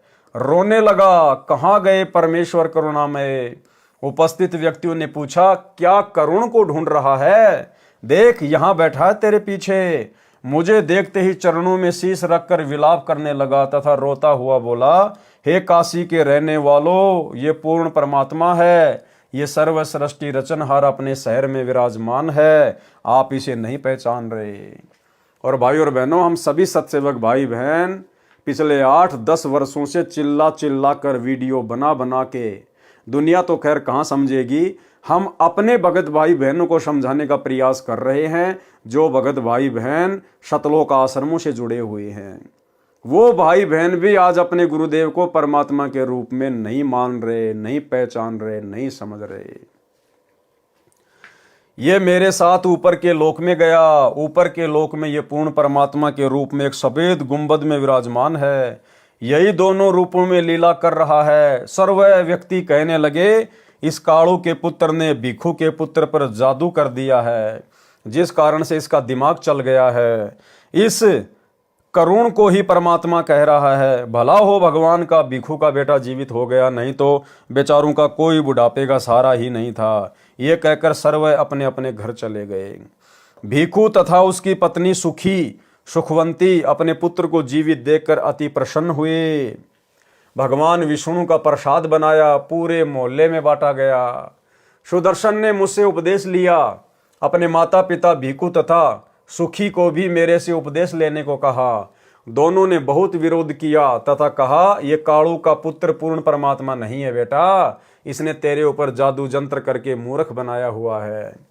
भगवान विष्णु से बड़ा कोई नहीं है। सुदर्शन ने मुझसे कहा, है प्रभु, कृपया मुझे अपनी शरण में रखना। मेरे माता पिता का कोई दोष नहीं है। सर्व मानव समाज इसी ज्ञान पर अटका है। जिस पर आपकी कृपा होगी केवल वही आपको जान व मान सकता है। जिस पर आपकी कृपा होगी केवल वही आपको जान व मान सकता है। तो भाई और बहनों, सत्कर्म मान लेना। इस कलयुग की बिचली पीढ़ी में केवल साध संगति से जुड़े हुए सत्सेवक भाई बहनों के ऊपर ही कबीर परमेश्वर सतगुरु रामपाल जी की असीम दया और कृपा हुई है, जो गुरुदेव ने हम सत्सेवकों से अपनी पहचान करवाई है। हम उनको पहचान गए हैं, जान गए हैं। अन्यथा शतलोक आश्रमों से जुड़े हुए भाई बहन केवल उन्हें अपना गुरु मानते हैं, केवल एक मानुष मानते हैं, माँ के गर्भ से जन्म लेकर आया हुआ व्यक्ति। जिस पर आपकी कृपा होगी केवल वही आपको जान व मान सकता है। इस काल ब्रह्म ने तो पूरे विश्व ब्रह्मा विष्णु शिव सहित को भ्रमित किया हुआ है। हे धर्मदास, सुदर्शन भगत ने काल के जाल को समझकर सच्चे मन से मेरी भक्ति की तथा मेरा साक्षी बना कि पूर्ण परमात्मा कोई अन्य है जो ब्रह्मा विष्णु तथा शिव से भिन्न तथा अधिक शक्तिशाली है। हे धर्मदास, पांडवों की अश्वमेघ यज्ञ को जिस सुदर्शन द्वारा संपूर्ण की गई कथा आप सुनते हो, ये वही सुदर्शन वाल्मीकि मेरा शिष्य था। द्वापर युग में मैं 404 वर्ष तक करुणामय शरीर में लीला करता रहा तथा सह शरीर सतलोक चला गया। फिर धर्मदास जी ने प्रसन्न किया। धर्मदास ने प्रश्न किया, हे प्रभु, आपकी कृपा द्वापर युग में और किन किन पुण्यात्माओं पर हुई?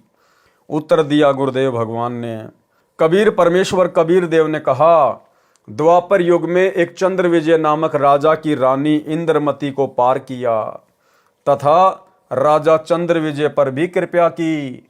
परमेश्वर कबीर जी द्वारा बताई रानी इंद्रमती को पार करने वाली कथा लेखक संत रामपाल दास जी महाराज के शब्दों में। द्वापर युग में इंद्रमती को शरण में लेना। द्वापर युग में चंद्र विजय नाम का एक राजा था। उसकी पत्नी इंद्रमती बहुत ही धार्मिक प्रवृत्ति की औरत थी।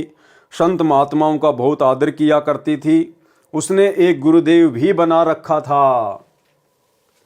उनके गुरुदेव ने बताया था कि बेटी, साधु संतों की सेवा करनी चाहिए। संतों को भोजन खिलाने से बहुत लाभ होता है। एकादशी का व्रत, मंत्र के जाप आदि साधनाएं जो गुरुदेव ने बताई थी, उस भगवत भक्ति में रानी बहुत दृढ़ता से लगी हुई थी। गुरुदेव ने बताया था कि संतों को भोजन खिलाया करेगी तो तू आगे भी रानी बन जाएगी और तुझे स्वर्ग प्राप्ति होगी। रानी ने सोचा कि प्रतिदिन एक संत को भोजन अवश्य खिलाया करूंगी। उसने यह प्रतिज्ञा मन में ठान ली कि मैं खाना बाद में खाया करूंगी, पहले संत को खिलाया करूंगी। इससे मुझे याद बनी रहेगी, कहीं मुझे भूल ना पड़ जाए। रानी प्रतिदिन पहले एक संत को भोजन खिलाती, फिर स्वयं खाती। वर्षों तक ये क्रम चलता रहा। एक समय हरिद्वार में कुंभ के मेले का संयोग हुआ। जितने भी त्रिगुण माया के उपासक संत थे, यानी ब्रह्मा विष्णु महेश के जितने भी उपासक संत थे, सभी गंगा में स्नान के लिए पर भी लेने के लिए प्रस्थान कर गए। इस कारण से कई दिन रानी को भोजन कराने के लिए कोई संत नहीं मिला। रानी इंद्रमती ने स्वयं भी भोजन नहीं किया। चौथे दिन अपनी बांदी से कहा कि बांदी, देख ले कोई संत मिल जाए तो, नहीं तो आज तेरी मालकिन जीवित नहीं रहेगी। चाहे मेरे प्राण निकल जाएं, परंतु मैं खाना नहीं खाऊंगी। वह दीन दयाल कबीर परमेश्वर अपने पूर्व वाले भगत को शरण में लेने के लिए न जाने क्या कारण बना देता है। बांदे ने ऊपर अटारी पर चढ़कर देखा कि सामने से एक सफेद कपड़े पहने एक संत आ रहा था। द्वापर युग में परमेश्वर कबीर करुणामय नाम से आए थे। बांदी नीचे आई और रानी से कहा कि एक व्यक्ति है जो साधु जैसा नजर आता है। रानी ने कहा कि जल्दी से बुला ला। बांदी महल से बाहर गई तथा प्रार्थना की कि साहेब, आपको हमारी रानी ने याद किया है। करुणामय साहब ने कहा कि रानी ने मुझे क्यों याद किया है, मेरा और रानी का क्या संबंध है। नौकरानी ने सारी बात बताई। करुणामय कबीर साहिब ने कहा कि रानी को आवश्यकता पड़े तो यहाँ आ जाए, मैं यहाँ खड़ा हूँ, तू बांदी और वो रानी, मैं वहाँ जाऊँ और यदि वह कह दे कि तुझे किसने बुलाया था या उसका राजा ही कुछ कह दे। बेटी, संतों का अनादर बहुत पापदायक होता है। बांदी फिर वापस आई और रानी से सब वार्ता कह सुनाई। तब रानी ने कहा कि बांदी, मेरा हाथ पकड़ और चल। जाते ही रानी ने दंडोत प्रणाम करके प्रार्थना की कि हे परवरदिगार, चाहती तो ये हूं कि आपको कंधे पर बैठा लूं। करुणामय साहिब ने कहा, बेटी, मैं यही देखना चाहता था कि तेरे में कोई श्रद्धा भी है या वैसे ही भूखी मर रही है। रानी ने अपने हाथों खाना बनाया। करुणामय रूप में आए कबीर देव ने कहा कि मैं खाना नहीं खाता, मेरा शरीर खाना खाने का नहीं है। तो रानी ने कहा कि मैं भी खाना नहीं खाऊंगी। करुणामय साहिब जी ने कहा कि ठीक है बेटी, लाओ खाना खाते हैं, क्योंकि समर्थ उसी को कहते हैं जो चाहे सो करे। करुणामय साहिब ने खाना खा लिया। फिर रानी ने पूछा कि जो ये तू साधना कर रही है, ये तेरे को किसने बताई है? रानी ने कहा कि मेरे गुरुदेव ने आदेश दिया है। कबीर साहिब ने पूछा, क्या आदेश दिया है तेरे गुरुदेव ने? इंद्रमती ने कहा कि विष्णु महेश की पूजा, एकादशी का व्रत, तीर्थ भ्रमण, देवी पूजा, श्राद्ध निकालना, मंदिर में जाना, संतों की सेवा करना। करुणाओं में कबीर साहिब ने कहा कि जो साधना तेरे गुरुदेव ने दी है, तेरे को जन्म और मृत्यु तथा स्वर्ग, नरक व 84 लाख योनियों के कष्ट से मुक्ति प्रदान नहीं कर सकती। रानी ने कहा कि महाराज जी, जितने भी संत हैं अपनी अपनी प्रभुता आप ही बनाने आते हैं। मेरे गुरुदेव के बारे में कुछ नहीं कहोगे, मैं चाहे मुक्त हूं या ना हूं। करुणा में कबीर साहिब ने सोचा कि इस भोले जीव को कैसे समझाएं।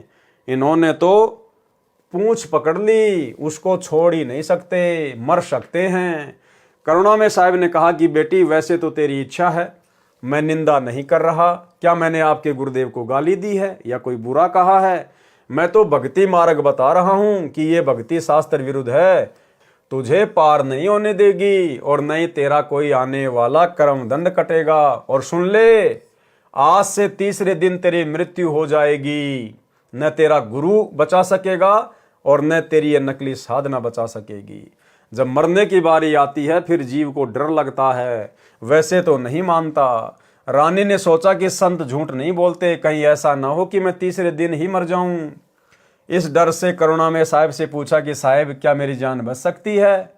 कबीर साहिब करुणामय ने कहा कि बच सकती है, अगर तू मेरे से उपदेश लेगी, मेरी शिष्या बनेगी, पिछली पूजाएं त्यागेगी, तब तेरी जान बचेगी। इंद्रमती ने कहा, मैंने सुना है कि गुरुदेव नहीं बदलना चाहिए, पाप लगता है। कबीर साहिब करुणामय ने कहा कि नहीं पुत्री, ये भी तेरा भ्रम है। एक डॉक्टर से औषधि न लगे तो क्या दूसरे से नहीं लेते? एक 5वीं कक्षा का अध्यापक होता है, फिर एक उच्च कक्षा का अध्यापक होता है। बेटी, अगली कक्षा में जाना होगा, क्या सारी उम्र 5वीं कक्षा में ही लगी रहेगी? इसको छोड़कर जाना पड़ेगा। तू अब आगे की पढ़ाई पढ़, मैं पढ़ाने आया हूँ। वैसे तो नहीं मानती, परंतु मृत्यु दिखने लगी कि संत कह रहा है तो कहीं बात ना बिगड़ जाए। ऐसा विचार करके इंद्रमती ने कहा कि जैसे आप कहोगे मैं वैसे ही करूंगी। करुणा में कबीर साहिब ने उपदेश दिया, कहा कि तीसरे दिन मेरे रूप में काल आएगा, तू उससे बोलना मत। जो मैंने नाम दिया है 2 मिनट तक इसका जाप करना, 2 मिनट के बाद उसको देखना है, उसके बाद सत्कार करना है। वैसे तो गुरुदेव आए तो अति शीघ्र चरणों में गिर जाना चाहिए, ये मेरा केवल इस बार आदेश है। रानी ने कहा, ठीक है जी। रानी को तो चिंता बनी हुई थी, श्रद्धा से जाप कर रही थी। कबीर साहिब करुणामय साहिब का रूप बनाकर गुरुदेव रूप में काल आया। अब भाई और बहनों, इस विषय में दास पहले बहुत सारे वीडियो बना चुका है कि कबीर परमेश्वर जी के रूप में काल कभी भी धरती पे नहीं आ सकता। कभी भी वो हमारे पूज्य गुरुदेव सतगुरु रामपाल जी का रूप नहीं बना सकता, क्योंकि वर्तमान में जो रूप धरती पर आप जी देख रहे हैं सतगुरु रामपाल जी का, ये इनका वास्तविक रूप है, शतलोकी रूप है, और काल इनका पुत्र है। काल कभी भी अपने बाप का रूप नहीं बना सकता। लेकिन आज से पहले परमात्मा जिन जिन रूपों में प्रकट हुए हैं, कभी अपने पुत्र जोगजीत के रूप में, कभी सहजदास के रूप में, कभी ज्ञानी के रूप में, इसलिए काल वो रूप बना सकता है, वो अपने भाई का रूप बना सकता है, क्योंकि काल ने जोगजीत का रूप धारण करने का वरदान ले रखा है। जब प्रथम बार कबीर परमात्मा काल की तपतशिला पर आए, काल के साथ में भेंट हुई, तो कबीर परमात्मा अपने पुत्र जोगजीत के रूप में आए थे। तो बहुत सारी वार्ता हुई, गुरुदेव ने हमें अनेकों बार बताई है। उनमें से एक वचन काल ने यह भी मांगा था कि हे परमात्मा, हे भाई, आप मुझे आज्ञा दो कि मैं आपका रूप बना सकूं। तो परमेश्वर ने कहा कि तथास्तु, आप मेरा रूप बना सकते हो। तो जो रूप परमात्मा काल के सामने बना के आते हैं अपने पुत्रों का, वो रूप काल बना सकता है, उसने वरदान मांग रखा है, लेकिन अपने बाप का रूप नहीं बना सकता। सुनिए छोटा सा सत्संग। अक्के वचन भर लो, वचन भर लिया, अकबर लिए भाई नो बोला जी कि चारों युगों में, 3 युगा में जीव थोड़े ले जाना, सतयुग, त्रेता और द्वापर, और चौथा युग जब आवे कलयुग, कितने ले जाइयो। बोला वह बड़ी अड़ाई तन तया। अच्छा भाई कोई बात नहीं। दूसरा यह है कि मैं आपका रूप बना सकूं, मैंने ये आज्ञा दे दो। अग बना लिए, तेरे रूप तक की आंट लगेगी। मेरे अंश के पास जिस पास नाम होगा, तेरा रूप रह ही नहीं सकता उसके आगे। तो फिर और एक और कहा कि आप जब जाओ ना मृत मंडल में, तो एक जगन्नाथ के मंदिर को बनवाइयो, क्योंकि वो काल समुद्र नहीं बनन देगा, मेरा अंश कृष्ण रूप में जाएगा, कृष्ण बौद्ध रूप में, और अपना मंदिर बनवाओगा, पर समुद्र नहीं बनन देगा। बनवा दूंगा भाई। फिर कहते हैं कि त्रेता युग में समुद्र पर पुल बंधवाइयो। अकाछे पंगे पाए रहते थे। तो भाई और बहनों, वीडियो आपने सुना। जिस समय द्वापर युग में परमात्मा ने रानी इंद्रमती को अपनी शरण में लिया था, जिस रूप में वो गए थे, उस समय भाई और बहनों परमात्मा का रूप काल ने नहीं बनाया था। केवल इंद्रमती को डरा धमकाकर अपनी शरण में लेने के लिए सारा खेल परमात्मा ने खेला था। आवाज लगाई इंद्रमती, इंद्रमती। उसको तो पहले ही डर था, सुमरण करती रही, काल की तरफ नहीं देखा। 2 मिनट के बाद जब देखा तो काल का स्वरूप बदल गया। काल का ज्यों का त्यों चेहरा दिखाई देने लगा। करुणा में साहिब का स्वरूप नहीं रहा। जब काल ने देखा कि तेरा तो स्वरूप ही बदल गया, वह जान गया कि इसके पास कोई शक्ति युक्त मंत्र है। ये कहकर चला गया कि तुझे फिर देखूंगा। अब तो बच गई। रानी बहुत खुश हुई, फूली नहीं समाई। कभी अपनी बांदियों को कहने लगी कि मेरी मृत्यु होनी थी, मेरे गुरुदेव ने मुझे बचा लिया। राजा के पास गई तथा कहा कि आज मेरी मृत्यु होनी थी, मेरे गुरुदेव ने रक्षा कर दी, मुझे लेने के लिए काल आया था। राजा ने कहा कि तू ऐसे ही ड्रामे करती रहती है, काल आता तो क्या तुझे छोड़ जाता। ये संत वैसे बहका देते हैं, अब इस बात को वह कैसे माने। खुशी खुशी में रानी लेट गई।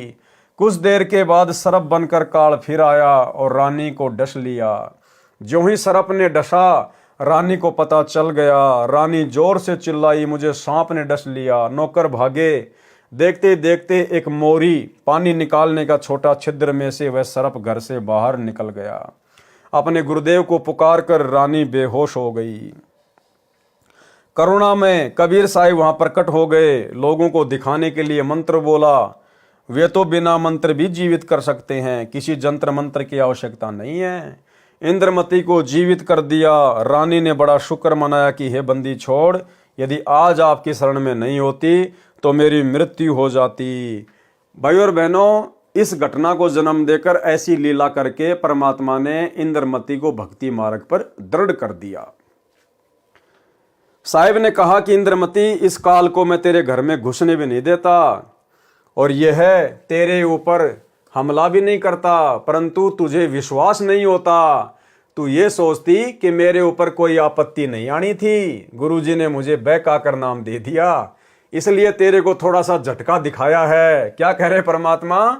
इसलिए तेरे को थोड़ा सा झटका दिखाया है। यानी परमेश्वर ने जानबूझकर काल का रूप बनाकर, सर्प का रूप बनाकर वो लीला की थी। नहीं तो बेटी तेरे को विश्वास नहीं होता। धर्मदास यहां घना अंधेरा, बिन परचे यानी शक्ति प्रदर्शन जीव यम का चेहरा। तो परमेश्वर ने जानबूझकर शक्ति का प्रदर्शन किया था। अन्यथा अगर जोगजीत का भी रूप ये काल बनाएगा तो भाई और बहनों ये त्रिकुटी पे बनाएगा। त्रिकुटी से पहले ये कुछ नहीं करता, जीव को नहीं छेड़ता। ये त्रिकुटी पर रूप बनाएगा, वहां पे ठगेगा ये। कबीर साहिब करुणामय ने कहा कि अब जब मैं चाहूंगा तब तेरी मृत्यु होगी। गरीबदास जी कहते हैं कि गरीब काल डरे करतार से, जय जय जय जगदीश, जोरा जोरी झाड़ती पगरज डारे शीस। ये काल कबीर परमेश्वर से डरता है और ये मौत कबीर साहिब के जूते झाड़ती है, अर्थात नौकर तुल्य है। फिर उस धूल को अपने सिर पर लगाती है कि आप जिसको मारने का आदेश दोगे उसके पास जाऊंगी, नहीं मैं नहीं जाऊंगी। अब बताओ ये मौत कितनी डरती है और ये काल कितना डरता है परमात्मा से, फिर भला ये परमात्मा का रूप कैसे बना लेगा। इसलिए वर्तमान में सतगुरु रामपाल जी अपने वास्तविक सतलोकी रूप में हैं और इनका रूप भाई ये काल ना तो यहां बना सकता ना त्रिकुटी पे बना सकता। गरीब काल जो पीसना जोरा है पणिहार, ये दो असल मजूर हैं मेरे साहिब के दरबार। ये काल जो यहाँ का 21 ब्रह्मांड का भगवान ब्रह्म है, जो ब्रह्मा विष्णु महेश का पिता है, ये तो मेरे कबीर साहिब का आटा पीसता है। अब बताओ भगवान का आटा पीसने वाला कैसे भगवान का रूप बना लेगा। अर्थात पक्का नौकर है और जोरा यानी मौत मेरे कबीर साहिब का पानी भरती है, अर्थात एक विशेष नौकरानी है। ये दो असल मजूर मेरे साहिब के दरबार में हैं। कुछ दिनों के बाद करुणामय कबीर साहिब फिर आए, रानी इंद्रमती को शतनाम प्रदान किया। फिर कुछ समय के उपरांत करुणामय साहिब ने रानी इंद्रमती की अति श्रद्धा देखकर सारनाम दिया, परम पद की उपलब्धि करवाई। परमेश्वर करुणामय रूप से रानी के घर दर्शन देने जाते रहते थे तो इंद्रमती प्रार्थना किया करती थी कि मेरे पति राजा को समझाओ मालिक, ये भी मान जाए, आपके चरणों में आ जाए तो मेरा जीवन सफल हो जाएगा। अब ये भी जीव की कमजोरी होती है कि मेरा पति भी आपके चरणों में आ जाए तो मेरा जीवन सफल हो जाए। ये भी जीव की एक कमजोरी होती है। चंद्र विजय से कबीर साहिब ने प्रार्थना की कि चंद्र विजय आप भी नाम लो, ये 2 दिन का राज और ठाठ है, फिर 84 लाख योनियों में प्राणी चला जाएगा। चंद्र विजय ने कहा कि भगवान मैं तो नाम लूं नहीं और आपकी शिष्या को मना करूं नहीं, चाहे सारे खजाने को ही दान करो, चाहे किसी प्रकार का सत्संग करवाओ, मैं मना नहीं करूंगा। कबीर साहिब करुणामय ने पूछा आप नाम क्यों नहीं लोगे। चंद्र विजय राजा ने कहा कि मैंने तो बड़े बड़े राजाओं की पार्टियों में जाना पड़ता है। करुणामय कबीर साहिब ने कहा कि पार्टियों में जाने में नाम में क्या बाधा है, सभा में जाओ, वहां काजू खाओ, दूध पियो, शरबत जूस पी लो, शराब मत प्रयोग करो, शराब पीना महापाप है। परंतु राजा नहीं माना। रानी की प्रार्थना पर करुणामय कबीर साहिब ने राजा को फिर समझाया कि नाम के बिना ये जीवन ऐसे ही व्यर्थ हो जाएगा, आप नाम ले लो। अब देखो भाई और बहनों, यहाँ पर एक पॉइंट है जो हम सब ने समझना है। करुणामय कबीर साहिब ने कहा कि पार्टियों में जाने में नाम को क्या बाधा करेगा, यानी आप पार्टियों में जाते हो जाओ, उससे नाम पे क्या दिक्कत आएगी। सभा में जाओ, वहां काजू खाओ, दूध पियो, शरबत जूस पियो, शराब मत पियो। तो कहीं कोई भाई ये सोच ले कि भाई हम भी पार्टियों में जा सकते हैं, हमने केवल वहां पर भंडारा तो नहीं खाना, जूस वास पी लेंगे, सादा भोजन कर लेंगे, बकवाद नहीं करेंगे। लेकिन भाई और बहनों, वर्तमान समय में ये बकवाद भी नहीं चलेगी। आप कहीं भी जॉब करते हैं, आपके बॉस के लड़के का जन्मदिन है, तो आप इस बात को आधार बना के कहीं पार्टी में चले जाओ कि भाई गुरुजी ने कह रखा है कबीर सागर के सरलार्थ में कि पार्टी में जाने से थोड़ी नाम खंड होता है। भाई और बहनों, वर्तमान में खंड होगा, वर्तमान में मर्यादा टूटेगी। वर्तमान में हमने ऐसी किसी पार्टी में नहीं जाना है ये सोचकर कि वहाँ पर सादा खाना खा लूँगा और कोई बकवाद नहीं करूँगा। ये वर्तमान में बिल्कुल भी नहीं चलेगा।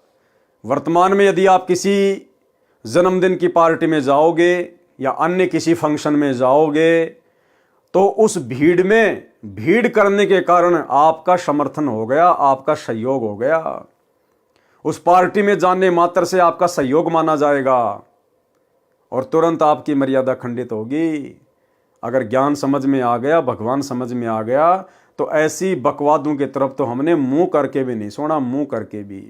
हाँ, यदि आपके घर में ही यदि कोई जन्मदिन पार्टी मना रहा है, परमात्मा के ज्ञान को नहीं मानता है, तो घर छोड़ के तो हम जाएंगे नहीं। हमने उस दिन उनकी किसी भी फालतू की पूजा पाठ में, बकवादों में सहयोग नहीं करना। बाकी घर आए को खाना खिला सकते हैं, हम सेवा हम कर सकते हैं, लेकिन फालतू की पूजा पाठ या बकवाद में हमने कोई सहयोग नहीं करना है। रानी की प्रार्थना पर करुणामय कबीर साहब ने राजा को फिर समझाया कि नाम के बिना यह जीवन ऐसे ही व्यर्थ हो जाएगा, आप नाम ले लो। राजा ने फिर कहा कि गुरुजी, मुझे नाम के लिए मत कहना, आपकी शिष्या को मैं मना नहीं करूंगा, चाहे कितना ही दान करे, कितना ही सत्संग करवाए।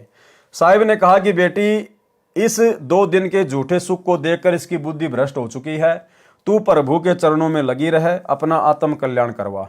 मृत्यु के उपरांत कोई किसी का पति नहीं, कोई किसी की पत्नी नहीं, 2 दिन का संबंध है, अपना कर्म बना बेटी। जब इंद्रमती 80 वर्ष की बूढ़ी हुई, कहाँ 40 साल की उम्र में मर जाना था। जब शरीर भी हिलने लगा तब करुणामय कबीर साहिब बोले, अब बोल इंद्रमती, क्या चाहती है? चलना चाहती है सतलोक? इंद्रमती ने कहा कि प्रभु तैयार हूं, बिल्कुल तैयार हूं दाता।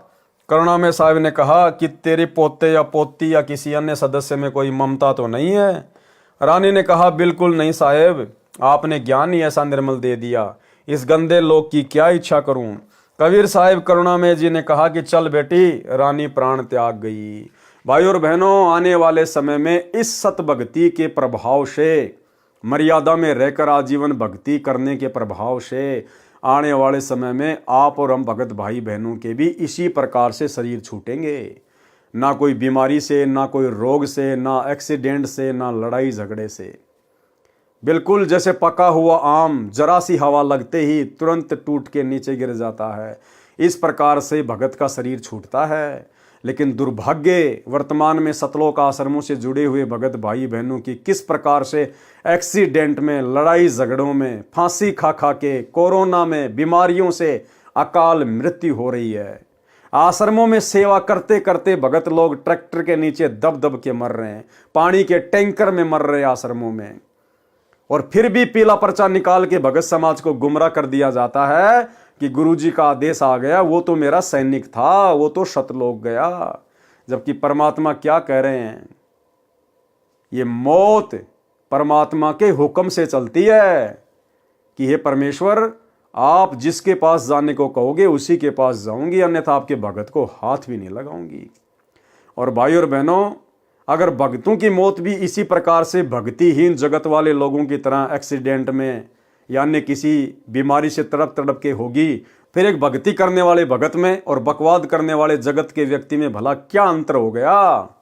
अगर जगत वालों की तरह ही भगत को मरना है तो एक छोटा सा सत्संग जिसमें गुरुदेव यही समझा रहे हैं कि मेरे भक्तों की मौत जगत वालों की तरह नहीं होगी। सुनिए सत्संग। परमात्मा कहते हैं, भाई कहाँ जन्मे कहाँ पाले पोसे और खूब लड़ाए लाडे, ना बेरा इस देह के कहाँ खंडेंगे हाडे, ना जर बेरा कित मारेगा काल। कबीर कहाँ गर्बियो ये काल गह करके से, ना बेरा कित मारेगा यो के घर के परदेश। कहते हैं के फूला फिर ऐसे छोटे से नकली सुख मान रहा तू, और काल जो है तेरे बाल पकड़ेगा। काल गह कर केश, कर माने हाथ, केस माने बाल, और ना बेरा कित मारेगा के घर के प्रदेश। अब आपने उस आंध्र प्रदेश के मुख्यमंत्री की स्थिति देखी, ने कहा रहे किसी जगह मारेगा काल की तो पानी पैनी अभी ना पावे, वहाँ पटका ठाक है 3 दिन मत नो बेरा पट्टा पड़ा कहाँ पर है। तो पुण्यात्माओं, बात ये नहीं कि वो मर गए इस तरीके से, लेकिन जो थोड़े से जिनको हम बड़े व्यक्ति मानते हैं उनकी दुर्गति होती दिखे ना, जब ये मन पापी ठीक ठिकाना आ जाता है। आम आदमी तो रोज मरा है, उसकी तो चिंता नहीं, मानते नहीं। इसे जो जिनको हम सुप्रीम पावर माना थे, मुख्यमंत्री बिरानी के पहाड़ मानते थे हम बिना ज्ञान में, और उसकी क्या दुर्गति हुई। कहते हैं जो भक्ति नहीं करता उनके ये बिरान माटी होंगी, और जो परमात्मा का नाम लेता है उनके साथ ऐसा नहीं होगा, ये गारंटीड बात है। अगर इतना भी अंतर नहीं है फिर भगवान की आवश्यकता ही समाप्त हो जाती है। ध्रुव प्रहलाद मीराबाई के इतिहास देख लो, मीराबाई को विष पिलाया गया था, विष भी अमृत बन गया उस परमात्मा की भक्ति और शक्ति से। इसलिए पुण्यात्माओं, आपको जो ये क्रिया कर रहे हैं आपका घनी काम आओगी। अब तो आपको ना इतना महसूस हो रहा है, लेकिन आने वाले समय में कहते हैं कल्पे कारण कौन है, कर सेवा भी काम, और मन इच्छा फल देऊंगा जो पड़े मेरे ते काम। आपका मित्र है मुख्यमंत्री, आपका मित्र है प्रधानमंत्री, आपका एक्सीडेंट हो जाता है, एक्सीडेंट में मृत्यु हो जाती है, वो नहीं बचा सकता, चाहे आपको कितना ही निकटतम है, वो स्वयं अपनी जान नहीं बचा सकता। तो वहाँ धनी का रोल शुरू हो जाता है, जहाँ परमात्मा का रोल शुरू होता है, जो ऐसे स्थान पर आपकी रक्षा करेगा। तो हमने इन अन्य सहारों को त्याग कर परमात्मा का आसरा ही लेना चाहिए। तो भाई और बहनों, आप और हमने तो गुरुदेव की मर्यादा में रह के भक्ति करके, और हमने तो सहज मृत्यु को प्राप्त होना है, सहज मृत्यु को। और ये पहचान है, जब तक भगत सहज मृत्यु को प्राप्त नहीं होगा वो कभी भी सतलोक नहीं जा सकता। परमेश्वर कबीर जी करुणा में रानी इंद्रमती की आत्मा को ऊपर ले गए। इसी ब्रह्मांड में एक मानसरोवर है, उस मानसरोवर में इस आत्मा को स्नान कराना होता है। इंद्रमती को वहां पर कुछ समय तक रखा। करुणामय रूप में कबीर परमेश्वर जी ने रानी से पूछा कि तेरी कुछ इच्छा तो नहीं है? यदि इच्छा रही तो दोबारा जन्म देना पड़ेगा। यदि मन में संतान व संपत्ति या पति पत्नी आदि की इच्छा थोड़ी सी भी रह गई तो आत्मा सतलोक नहीं जा सकती। इंद्रमती ने कहा, साहेब आप तो अंतर्यामी हो, कोई इच्छा नहीं है, आपके चरणों की इच्छा है। केवल एक मन में शंका बनी हुई है कि मेरा जो पति था उसने मुझे किसी भी धार्मिक कर्म के लिए कभी मना नहीं किया, नहीं तो आजकल के पति अपनी पत्नियों को बाधा कर देते हैं। यदि वह मुझे मना कर देता तो मैं आपके चरणों में नहीं लग पाती, मेरा कल्याण नहीं होता। उसका इस शुभ कर्म में सहयोग का कुछ लाभ मिलता हो तो कभी उस पर भी दया करना दाता। अब भाई और बहनों, ये भी कमजोरी है। हमने केवल शिक्षा लेनी है, शिक्षा। ये कथाएं हमारे मनोरंजन के लिए नहीं है, हर एक कथा का एक सारांश निकलता है। यदि वर्तमान में कलयुग की बिचली पीढ़ी में गुरुदेव के द्वारा इतना अनमोल गूढ़ ज्ञान परमाणु सहित देने के बावजूद भी यदि आप और हम भगत भाई बहनों की अंत काल में अगर इंद्रमती की तरह जरा भी अपने परिवार के किसी सदस्य में, पोता पोती में, पति पत्नी में, बेटा बेटी में, कार कोठी या संपत्ति में रह गई जरा सी भी, भले आप छुपा दो, भले आप ऊपरी मन से दिखावा करोगे नहीं परमात्मा, नहीं गुरुदेव मेरी कोई इच्छा नहीं है, लेकिन वो अंतर्यामी है, वो अंदर से देखेगा। और आप परमात्मा को झूठ बोलने के कारण, परमात्मा से छुपाने के कारण डबल दोषी हो जाओगे, डबल दोषी। इसलिए हम भगत भाई बहनों ने ज्ञान को आधार बनाकर यहाँ की किसी भी वस्तु में हमने कोई मोह अंत समय में नहीं लगाना है। केवल परमात्मा के चरण, केवल परमात्मा का सतलोक, केवल परमात्मा की भक्ति, यहाँ से पीछा छुटवाने का ही प्रयास करना है हमने। करुणामय जी ने देखा कि ये नादान इसके पीछे फिर अटक गई। साहेब बोले, ठीक है बेटी, अभी तू 2-4 वर्ष यहाँ रह। अब 2 वर्ष के बाद राजा भी मरने लगा, क्योंकि नाम ले नहीं रखा था। यम के दूत आए, राजा चौक में चक्कर खाकर गिर गया। यम के दूतों ने उसकी गर्दन को दबाया, राजा की टट्टी और पेशाब निकल गया। करुणा में कबीर परमेश्वर ने रानी को कहा कि देख तेरे राजा की क्या हालत हो रही है। वहां से कबीर परमेश्वर दिखा रहे हैं। तब रानी ने कहा कि देख लो दाता, यदि उसका भक्ति में सहयोग का कोई फल बनता हो तो दया कर लो। रानी को फिर भी थोड़ी सी ममता बनी थी। परमेश्वर कबीर करुणामय ने सोचा कि ये फिर कालजाल में फंसेगी। ये सोचकर मानसरोवर से वहां गए जहां राजा चंद्रविजय अपने महल में अचेत पड़ा था। यमदूत उसके प्राण निकाल रहे थे। कबीर परमेश्वर जी के आते ही यमदूत ऐसे आकाश में उड़ गए जैसे मुर्दे से गिद्ध उड़ जाते हैं। चंद्रविजय होश में आ गया। सामने करुणामय रूप में परमेश्वर कबीर जी खड़े थे। केवल चंद्रविजय को दिखाई दे रहे थे, किसी अन्य को दिखाई नहीं दे रहे थे। चंद्रविजय चरणों में गिरकर याचना करने लगा, मुझे क्षमा कर दो दाता, मेरी जान बचाओ, क्योंकि उसने देखा कि तेरी जान जाने वाली है। जब इस जीव की आंख खुलती है कि अब तो बात बिगड़ गई। राजा चंद्रविजय गिड़गिड़ाता हुआ बोला, मुझे क्षमा कर दो दाता, मेरी जान बचा लो मालिक। कबीर परमेश्वर ने कहा, राजा आज भी वही बात है, उस दिन भी वही बात थी, नाम लेना होगा। राजा ने कहा, मैं नाम ले लूंगा जी, अभी ले लूंगा नाम। कबीर परमेश्वर ने नाम उपदेश दिया। तथा कहा कि अब मैं तुझे 2 वर्ष की आयु दूंगा, यदि इसमें एक श्वास भी खाली चला गया तो फिर कर्मदंड रह जाएगा। कबीर जीवन तो थोड़ा ही भला, जय सत सुमरण होय, लाख बरस का जीवना लेख धरे न कोई। शुभ कर्म में सहयोग दिया हुआ पिछला कर्म और साथ में श्रद्धा से 2 वर्ष के सुमरण से तथा तीनों नाम प्राप्त करके कबीर साहिब चंद्र विजय को भी पार कर ले गए। बोलो सतगुरुदेव की जय। फिर धर्मदास जी ने प्रश्न किया। धर्मदास जी ने कहा, हे कबीर परमेश्वर, हमारे को तो ब्राह्मणों विद्वानों ने यही बताया था कि पांडवों की अश्वमेघ यज्ञ को श्री कृष्ण भगत सुदर्शन सुपच ने सफल की थी तथा भगवान कृष्ण जी ने गीता में कहा कि अर्जुन युद्ध कर, तुझे कोई पाप नहीं लगेगा। ये सर्व योद्धा मेरे द्वारा पहले से मार दिए गए हैं, तू निमित्त मात्र बन जा। कहीं तू युद्ध में मारा गया तो स्वर्ग जाएगा, यदि तू युद्ध में मारा गया तो स्वर्ग जाएगा, यदि युद्ध में जीत गया तो पृथ्वी के राज्य का सुख भोगेगा। उत्तर दिया कबीर परमात्मा ने। कबीर परमेश्वर जी ने कहा, धर्मदास, सुदर्शन सुपथ श्री कृष्ण भगत नहीं था, वह पूर्ण ब्रह्म का उपासक था। सुन पांडवों के यज्ञ के संपूर्ण होने की कथा, कृपया निम्न पढ़े पाठक जन। परमेश्वर कबीर जी द्वारा बताया पांडव यज्ञ का प्रकरण, जो धर्मदास जी ने सप्तम वेद के पद्य भाग में लिखा है लेखक के शब्दों में। पांडवों की यज्ञ में सुपच सुदर्शन द्वारा शंख बजाना। अब भाई और बहनों, आज के वीडियो में हम केवल इतना ही लेंगे। कल रात्रि 8 बजे हम इस कथा को पांडवों के अश्वमेघ यज्ञ में सुपच सुदर्शन के रूप में, यानी अपने भगत के रूप में कबीर परमात्मा के द्वारा जाकर उनकी यज्ञ को सफल करना, इस प्रकरण को हम कल रात्रि 8 बजे लेंगे।